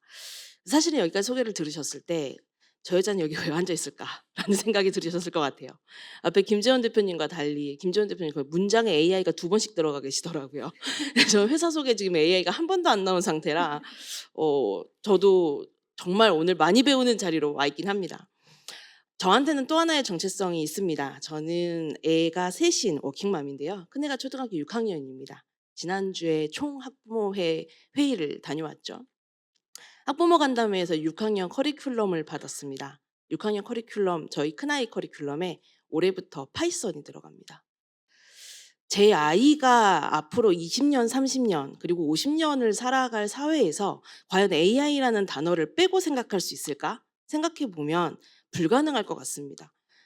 13살부터 파이썬을 배우는 아이들이 살아가는 세상에서 과연 나는 이런 자리에서 어떤 정책을 이야기해야 할까 굉장히 고민이 많았는데요. 어쨌든 저는 아무래도 앞에 그 강영구 교수님이 말씀해 주신 전형적인 레드오션에서 일하고 있는 사업가로서 드릴 수 있는 말씀을 좀 나누려고 합니다. 그 굉장히 옛날 이야기가 하나 있는데요. 저는 저의 첫 직장은 자플래닛을 창업하기 전에는 미디어 회사에 있었습니다. 그냥 다들 아시는 일간지 회사에 있었는데요. 2000년대 중반입니다. 그 당시에 저희 선배들이 회사의 전략을 이야기하면서 가장 많이 나누었던 이야기가 뭐냐면 야, 우리의 미래는 플랫폼일까 컨텐츠일까 였어요. 야, 우리가 좋은 컨텐츠를 만들어야 이 시장에서 살아남을 수 있을까? 아니면 컨텐츠의 플랫폼을 장악해야 이 시장에서 살아남을 수 있을까? 고민이 컸습니다. 당시 제가 일했던 회사도 그렇고 국가의 정책 방향도 저는 컨텐츠였다고 생각을 합니다. 이유는 두 가지인데요. 사실은 컨텐츠가 쉽습니다. 할 수 있는 사람이 있으면 기민하고 빨리 움직일 수 있고 지원을 하면 곧장 그것이 효과로 나타나는 시장이기도 하기 때문입니다. 컨텐츠에 굉장히 방대한 투자를 했다고 생각하고 사실은 컨텐츠와 관련한 글로벌 생태계에서 우리나라는 꽤 잘 나가는 컨텐츠 국가가 되었다고 생각합니다. 그리고 지금 OTT 헤게모니 안에서 굉장히 고전하고 있는 중이죠. AI를 생각하면 저는 그 당시 컨텐츠를 고민했던 선배들이 많이 떠오릅니다. 사실은 우리가 이 생태계라는 것을 그 당시에 컨텐츠 시장에서 무엇을 놓쳤냐고 생각을 해보면 우리가 뭘 잘할 수 있지? 뭘 빨리 할 수 있지? 어떻게 해야 우리가 글로벌 생태계에서 한 축을 제대로 차지할 수 있지를 고민했는데 지금 생각해 보면 그 당시 컨텐츠 생태계는 만들어진 시장에서 우리가 파고들어야 되는 팔로워가 아니라 사실은 생태계가 형성되는 시장이었다고 생각합니다. 저는 지금의 AI도 비슷하다는 생각을 해요. 지금 AI가 많은 플레이어들이 각 드러나고 있지만 여전히 아직 생태계가 완성되지 않았고 만들어진 시장이라고 생각하고요. 그중에 한 축을 차지하는 접근보다는 사실은 작게라도 국가 생태계를 제대로 만드는 접근을 가져야 우리가 가지고 있는 기술이 소모되지 않고 생태계 안에서 순환될 수 있다는 생각을 가지고 있습니다. 사실 글로벌 시장이 이렇게 생태계가 커져가고 있는데 국가 생태계가 뭐가 중요할까 생각하실 수도 있는데요. 현장에 있는 기업가 입장에서는 조금 다른 의미를 갖습니다. 국가가 생태계를 가지고 있다는 건 그 시장에 있는 기업가 입장에서는 최소한의 안전망입니다. 글로벌 시장에서 세게 맞고 돌아와도 내가 이 나라에서 안전하게 사업할 수 있다는 안전망을 가지고 있는 것이 사실은 국가 단위 생태계의 진정한 가치가 아닐까라는 생각이 듭니다. 다시 기업의 이야기로 넘어오면요. 그래서 왜 여기 와 있는데 궁금하실 수 있을 것 같은데요. 말씀드린 것처럼 저희 회사는 두 가지 비즈니스를 큰 축으로 하고 있습니다. 자플래닛이라는 회사는 월 250만 정도 평균 방문하는 서비스고요. 10년간 굉장히 방대한 기업 데이터를 가지고 있습니다. 저희가 AI에 접근하는 방식은 우리가 가지고 있는 이 데이터를 AI에 어떻게 적용시켜서 새로운 솔루션으로 만들 것인가 하는 것입니다. 이건 저희만의 고민은 아닙니다. 사실은 IT 솔루션을 하고 있는 대부분의 회사들이 최초 그 좌포스팅이라고 하죠. 게시판 형태의 인터넷 서비스 그리고 최근 몇 년간 매칭 플랫폼이라는 과도기를 거쳐서 현재는 여기에 AI라는 옷을 입혀 AI 에이전시로 거듭나려는 노력들을 하고 있습니다. 사실은 AI 에이전시로 거듭났을 때 이 솔루션, 이 플랫폼이 어떤 경쟁력이 있을까라고 하면 정책 단위 그리고 시장 단위에서 보면 저희가 가지고 있는 자부심 중에 하나는 우린 데이터 위에서 기술을 만들었기 때문에 최소한 이 기술이 외부에 유출되지 않고 우리 플랫폼에 락인될 수 있다는 경쟁력이 있습니다. 그래서 플랫폼 단위의 수출이 가능하다는 자신감을 가지고 있는 거죠. 두 번째는 파견 도급이라고 제가 말씀드렸던 인력 시장입니다. 혹시 여기 계신 분들 중에 우리나라 인력 서비스 시장의 규모가 얼마나 되는지 아세요? 채용 대행, 그리고 아웃소싱, 파견 이 세 개 덩치만 합쳐서 2020년 기준 우리나라 인력 서비스 규모는 40조가 넘습니다.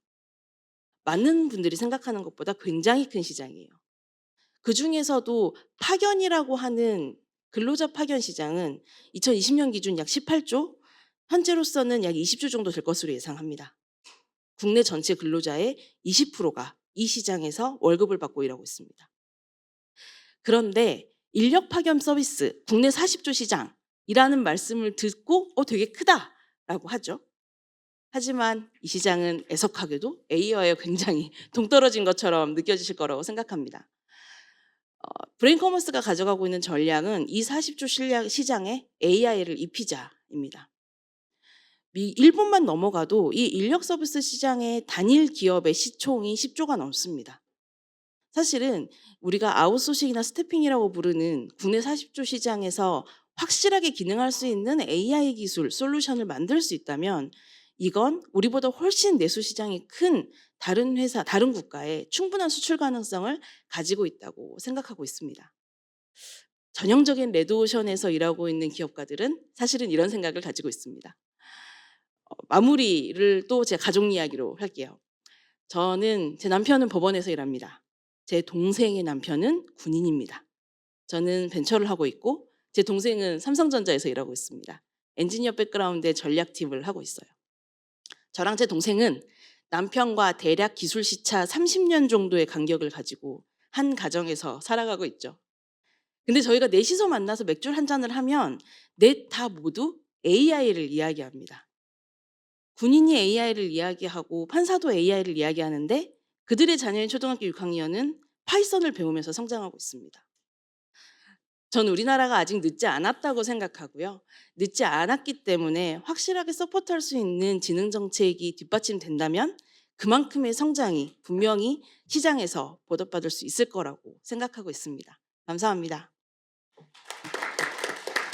네, 이 토론의 어떤 취지에 비추어 보면은 이 대표님들뿐만 아니라 여러 대표님들을 모셔서 더 얘기를 많이 들어봤으면 좋겠는데 어쨌든 시간과 공간이 좀 제한되어 있고요. 그런 정리 말씀을 좀 스타트업 포럼에 정주영 국장님께서 해주시면 좋을 것 같습니다. 전문위원님 죄송합니다. 네, 안녕하세요. 저는 방금 소개를 받은 스타트업 얼라이언스의 정주연입니다. 먼저 이렇게 한국의 AI 산업의 발전을 논의하는 이러한 자리에 함께할 수 있어서 너무 뜻깊게 생각을 하고요. 앞서 두 분 교수님의 발제 그리고 토론자 한 분 한 분의 말씀을 들으면서 저 역시도 상당히 많이 공부가 되는 시간이었습니다. 저는 시간 관계상 그 두 분 발제에 약간의 첨언을 하는 정도로 토론을 가름하도록 하겠습니다. 최근에 이제 AI 패권이 국가 경쟁력과 직결된다라는 말이 나올 정도로 전 세계 모든 나라가 AI를 전략 기술로 삼고 그에 대한 지원을 아끼지 않고 있는데요. 첫 번째 발제해 주신 김상배 교수님 말씀처럼 AI 패권 경쟁이 단지 이제 뭐 기술력뿐만이 아니라 뭐 규제나 외교, 안보 영역에서까지 복합적으로 얽혀 있다는 걸 알게 되었고, 그만큼 AI는 단순한 기술 차원을 넘어서서 어떠한 필수적 인프라가 아닌가라는 생각을 하게 되었습니다. 특히 이제 산업적 측면에서 봤을 때 저는 지금의 AI의 등장이 과거 초고속 인터넷망이 깔리던 때와 유사하지 않나라는 생각을 하게 되었는데요.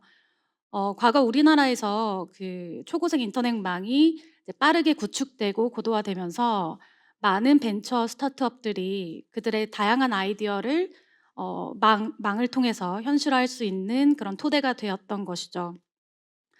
그처럼 AI는 요즘 시대는 이제 AI를 이용해서 얼마든지 새로운 서비스나 비즈니스 모델을 창출할 수 있는 시대가 되었다. 즉 국가 경쟁력의 핵심이 바로 AI 고도화에 있다라고 말을 할 수 있을 것 같습니다. 앞서 교수님 두 분께서도 말씀을 주셨지만 사실 선택과 집중이 중요하다라고 생각이 들었습니다. AI를 고도화하기 위해서는 두 가지 요소가 같이 성장이 동반되어야 된다라고 생각이 드는데요. 일단 첫 번째로는 엔진이 되는 그런 파운데이션 모델을 당연히 개발을 해야 되는 것이고요. 그리고 그만큼 중요한 것은 두 번째로 이 데이터를 학습 활용해서 이 가치를 새롭게 창출해내는 응용 모델의 발전도 같이 이루어져야 된다라고 생각을 합니다. 뛰어난 알고리즘을 만드는 파운데이션 모델을 아무리 발전시키고 개발시킨다고 하더라도 이 양질의 데이터를 학습 활용해서 이 소비자들에게 필수적인 또 필요한 서비스를 제공하는 이 응용 모델을 발전시키지 않는다라고 한다면 사실 IQ 200의 영재를 데려다 놓고도 일도 시키지 않고 교육도 시키지 않고 그러니까 집 구석에 방치하는 것과 별반 다를 바가 없다라고 생각이 드는 것이죠. 그런데 가장 중요하다라는 부분은 사실 이러한 응용 모델의 발전을 견인하는 것이 바로 플랫폼 기업들입니다. 플랫폼 기업들은 능력과 유인을 다 갖추고 있는데요. 이미 방대한 데이터 그리고 유저층을 보유하고 있기 때문에 이 응용 모델을 학습시키고 발전시킬 능력이 일단 있고요. 그리고 다양한 AI 서비스로 전환시켜서 캐시카우로 만들어낼 수 있기 때문에 응용 모델을 발전시킬 유인 또한 존재합니다. 여기 와 계시지만 사실 국내 법률 AI 서비스 중에서 그 엘박스 AI 그리고 뭐 슈퍼로이어 뭐 이런 서비스가 법률 AI 분야에서 사실 챗GPT보다 되게 훌륭하다라는 평가를 받고 있거든요. 근데 그 평가를 받고 있는 이유는 그들이 뛰어난 파운데이션 모델을 갖고 있어서가 아닙니다. 그들이 가진 플랫폼이라고 하는 걸 기반으로 해서 하급심 판례라고 하는 양질의 데이터를 수집하고 학습해서 서비스의 최적화를 이뤘기 때문에 그들이 되게 훌륭한 서비스라는 평가를 받고 있는 것이죠. 더군다나 파운데이션 모델 같은 경우에는 구독료 이외에는 그 수익 창출의 한계가 있기 때문에 이 응용 모델의 발전을 통해서 다양한 수익 창출 모델이 같이 개발이 되어야만 이 AI 생태계가 활성화되고 고도화될 수 있다라고 생각을 합니다. 그런데 여기서 볼 때 우리나라의 AI 정책 방향을 살펴보면 조금 아쉬움이 남습니다. 사실 엔진으로서의 AI 모델 그리고 엔진의 부품 역할을 하는 칩 준비에는 사실 국가가 적극적으로 관심도 가져주시고 지원도 해주시는 것 같은데요. 정작 응용 AI를 고도화하기 위해서 유인과 능력이 있는 플랫폼 기업들에 대해서는 왜 아직도 그 규제의 대상으로만 보시는 건지, 그리고 계속해서 왜 규제의 강도를 높여 가시는 건지 업계에 있는 사람으로서는 조금 모순된 정책이 아닌가, 조금 같이 발전해야 되지 않나라는 생각을 하고 있습니다. 여기 이제 과기부에서도 나와 계시지만 사실 국가의 지원을 많이 해주시는 것에 너무 감사하고요. 그런데 국가의 지원으로는 단기적인 성과는 이룰 수 있어도 우리나라 AI 산업이 지속적으로 성장하고 고도화되기 위해서는 어쨌든 결국 민간이 수익 모델을 만들어서 재투자할 수 있는 환경이 조성되어야 되고, 그리고 생태계 자체가 스스로 성장할 수 있는 자생력이 갖춰져야지만 AI 생태계가 진정으로 발전할 수 있다라고 생각을 합니다. 그래서 앞으로 이 자리처럼 규제보다는 좀 지능에 초점을 맞춘 논의들이 계속 이뤄졌으면 좋겠고요. 그렇게 된다면 과거에 우리나라가 이 초고속 인터넷망을 고도화하면서 IT 강국이 되었듯이 AI 고도화를 통해서 한 번 더 산업적 도약을 이룰 수 있지 않을까라는 생각을 하게 되었습니다. 네, 토론 마치겠습니다. 네, 토론 감사합니다. 다음은 한국인터넷기업협회 조영기 국장님께서 토론해 주시겠습니다. 예, 방금 소개받은 한국인터넷기업협회 조영기입니다. 오늘 두 분 교수님들 발제 굉장히 감명 깊게 잘 들었습니다. 이제 들으면서 저도 이제 몇 가지 생각나는 부분 좀 말씀을 드리고자 하는데요. 제가 이제 예전부터 계속 AI 얘기를 많이 나왔을 때부터 좀 들었던 생각이, 왜 AI 정책이랑 플랫폼 정책은 따로 가지? AI는 왜 막 진흥을 해야 되는데 그 수익화에 천병이 될 수 있는 데이터라든지 아니면 수익화라든지 하는 데 있어서 근간이 되고, 그다음에 비즈니스 모델을 통해서 다시 피드백 루프가 이어지게 되는 그런 플랫폼들에 대해서는 이중적인 모습을 자꾸 보이지라고 하는 좀 생각이 들었습니다. 이제 그래서 들었던 생각이, 아마 국내에서의 플랫폼이라고 하는 단어는 아마 뭐 배달이라든지 아니면 몇몇 커머스라든지 뭐 이제 이런 굉장히 그 서민들의 생활 밀착형 서비스들에 대해서만 조금 치중해서 생각을 하시는 게 아닌가. 근데 하지만 전 세계적으로 플랫폼이라고 하는 거는 굉장히 일반적인 용어이고, 그다음에 지금 현재 AI를 주도하고 있는 거는 보통 한국에서, 그러니까 해외에서는 뭐 비슷한 단어로 쓰지만 뭐 빅테크들의 역할이지 않은가라고 생각을 하게 됐습니다. 일단 또 이제 그러면서 들었던 생각이, 지금 AI가 계속 나오면서 자율주행 자동차라든지 아니면 로봇이라든지 아니면 우리 아까 강훈식 의원님께서도 말씀을 주신 것처럼 굉장히 다양한 분야에 적용을 할 수 있다라고 했는데, 그 토대라든지 그 틀거리가 실은 다 플랫폼이라고 할 수 있는 건데, 그거에 대해서는 또 굉장히 규제 일변도로 가는 부분들이, 이거는 조금 뭔가 중간에 이 괴리가 있는 부분들은 조금 맞춰 나가야 되지 않을까. 그렇지 않으면 국가에서는 뭐 엔비디아에서 칩을 팔지는 모르겠습니다만 뭐 GPU도 많이 사 가지고 투자를 하고 한다고는 하지만, 정작 그렇게 해서 개발된 AI들이 수익화는 어떻게 하지? 데이터는 어떻게 얻지?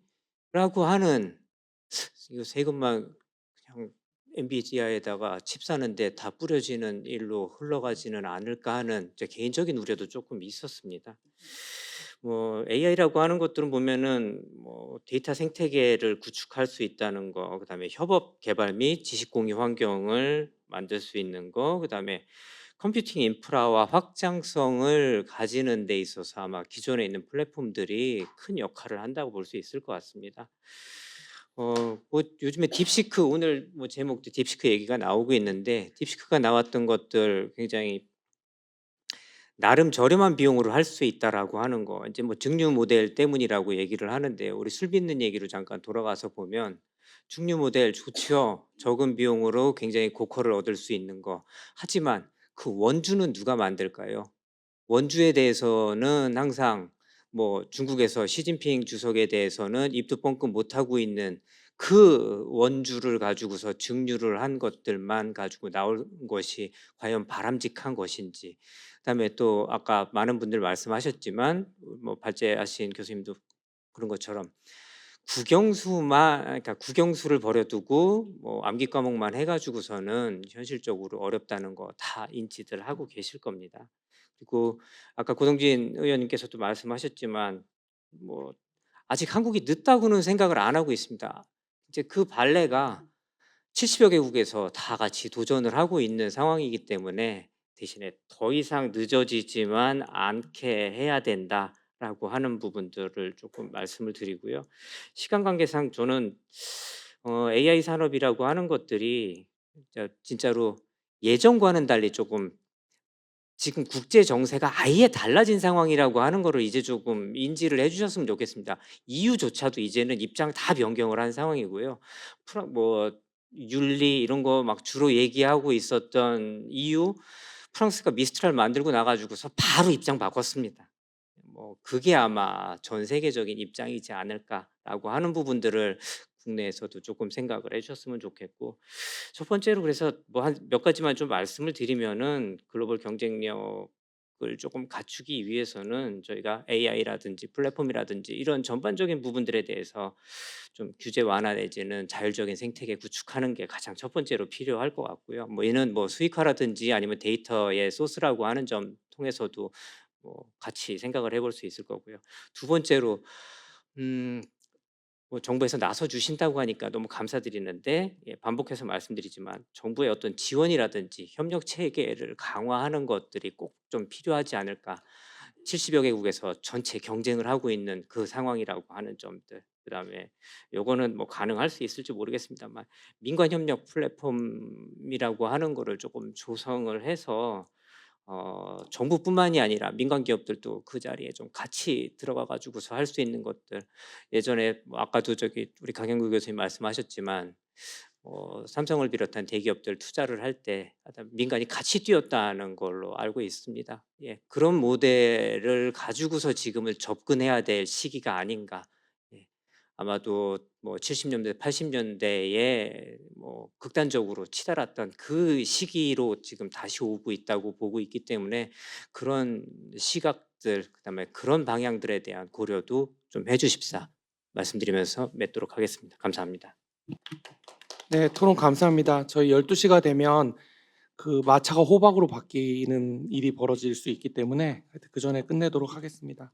마지막으로 실무 담당을 하고 계시는 과기정통부의 공진호 과장님 말씀 들어보겠습니다. 네, 과기정통부에서 인공지능 정책 담당하고 있는 공진호 과장입니다.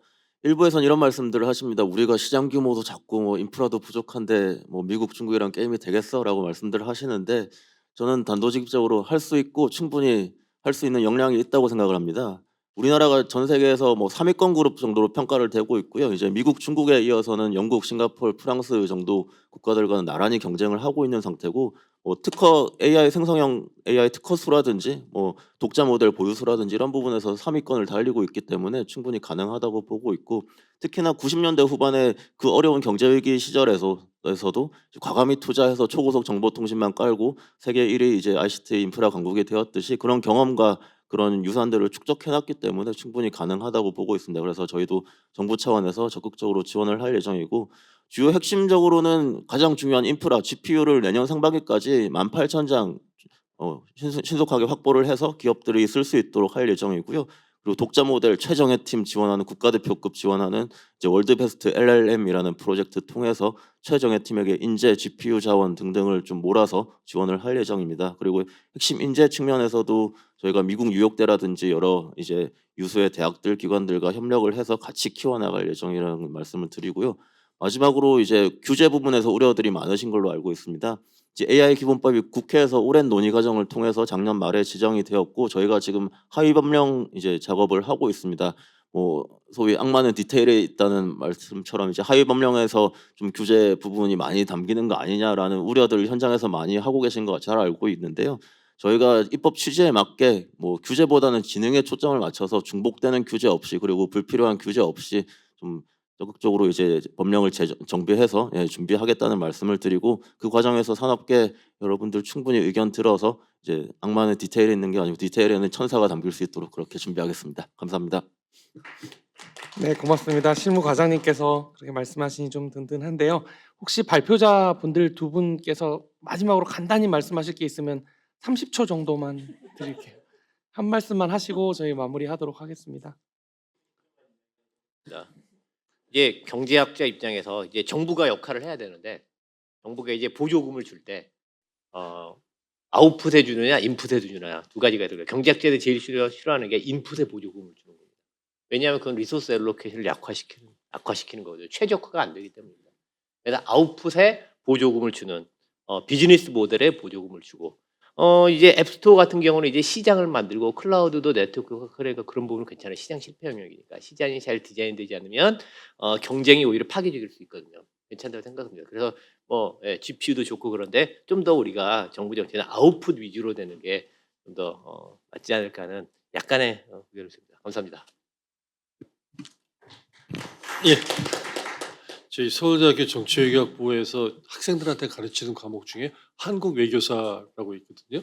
한국 외교사가 이제 19세기 중후반에 그 서양의 문물이 들어왔을 때 이제 우리가 어떤 식으로 개항하고 뭐 이랬던 것들에 대한 얘기를 하면서 거기에서 우리의 국제 정치의 교훈을 찾자 뭐 이런 겁니다. 그래서 그때 그래도 우리 선조들이 좀 제대로 못한 거가 뭐 20세기 전반에 우리 어떤 비극적인 역사로 이어진 게 아니냐 그런 걸 되풀이하지 않기 위해서 21세기 우리 살아가는 우리는 더 잘하자 뭐 이런 내용인데 최근에 AI에 대한 얘기를 학생들하고 하면서 우리가 지금 우리 선조들보다 더 낫게 잘하고 있다라고 자신할 수 있나? 라는 그런 생각이 좀 약간 들어요. 근데 지금 AI로 대변되어지는 변화는 약간 좀 문명사적 변화는 비슷한 것 같거든요. 그러니까 19세기에 우리 선조들이 더 큰 충격을 받았겠죠. 완전히 그냥 깜깜한 세상에 살다가 불이 들어오는 뭐 이런 식의 과학기술 문명에 충격을 받았으니까.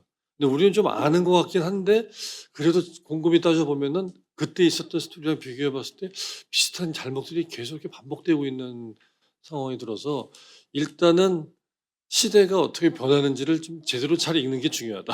네, 아까 뭐 그런 말씀 알겠습니다, 드렸던 것 교수님. 같고 네. 그러기 위해서는 힘을 기르고 또 우리만 잘한다고 되는 게 아니잖아요. 다른 국가들 사이에서 이렇게 펼쳐나가는 국가의 전략이 필요하다. 감사합니다. 이 끝까지 자리를 지켜주신 김성애 의원님 그리고 배현진 의원님 너무 감사드리고요. 혹시 뭐 코멘트 하실 게 있으시면은 한 말씀 부탁드려도 될까요? 아까 시작 전에 김성애 의원님이 센스 있게 한마디밖에 인사를 안 하셨는데 그래도 클로징을 좀 부탁드리겠습니다.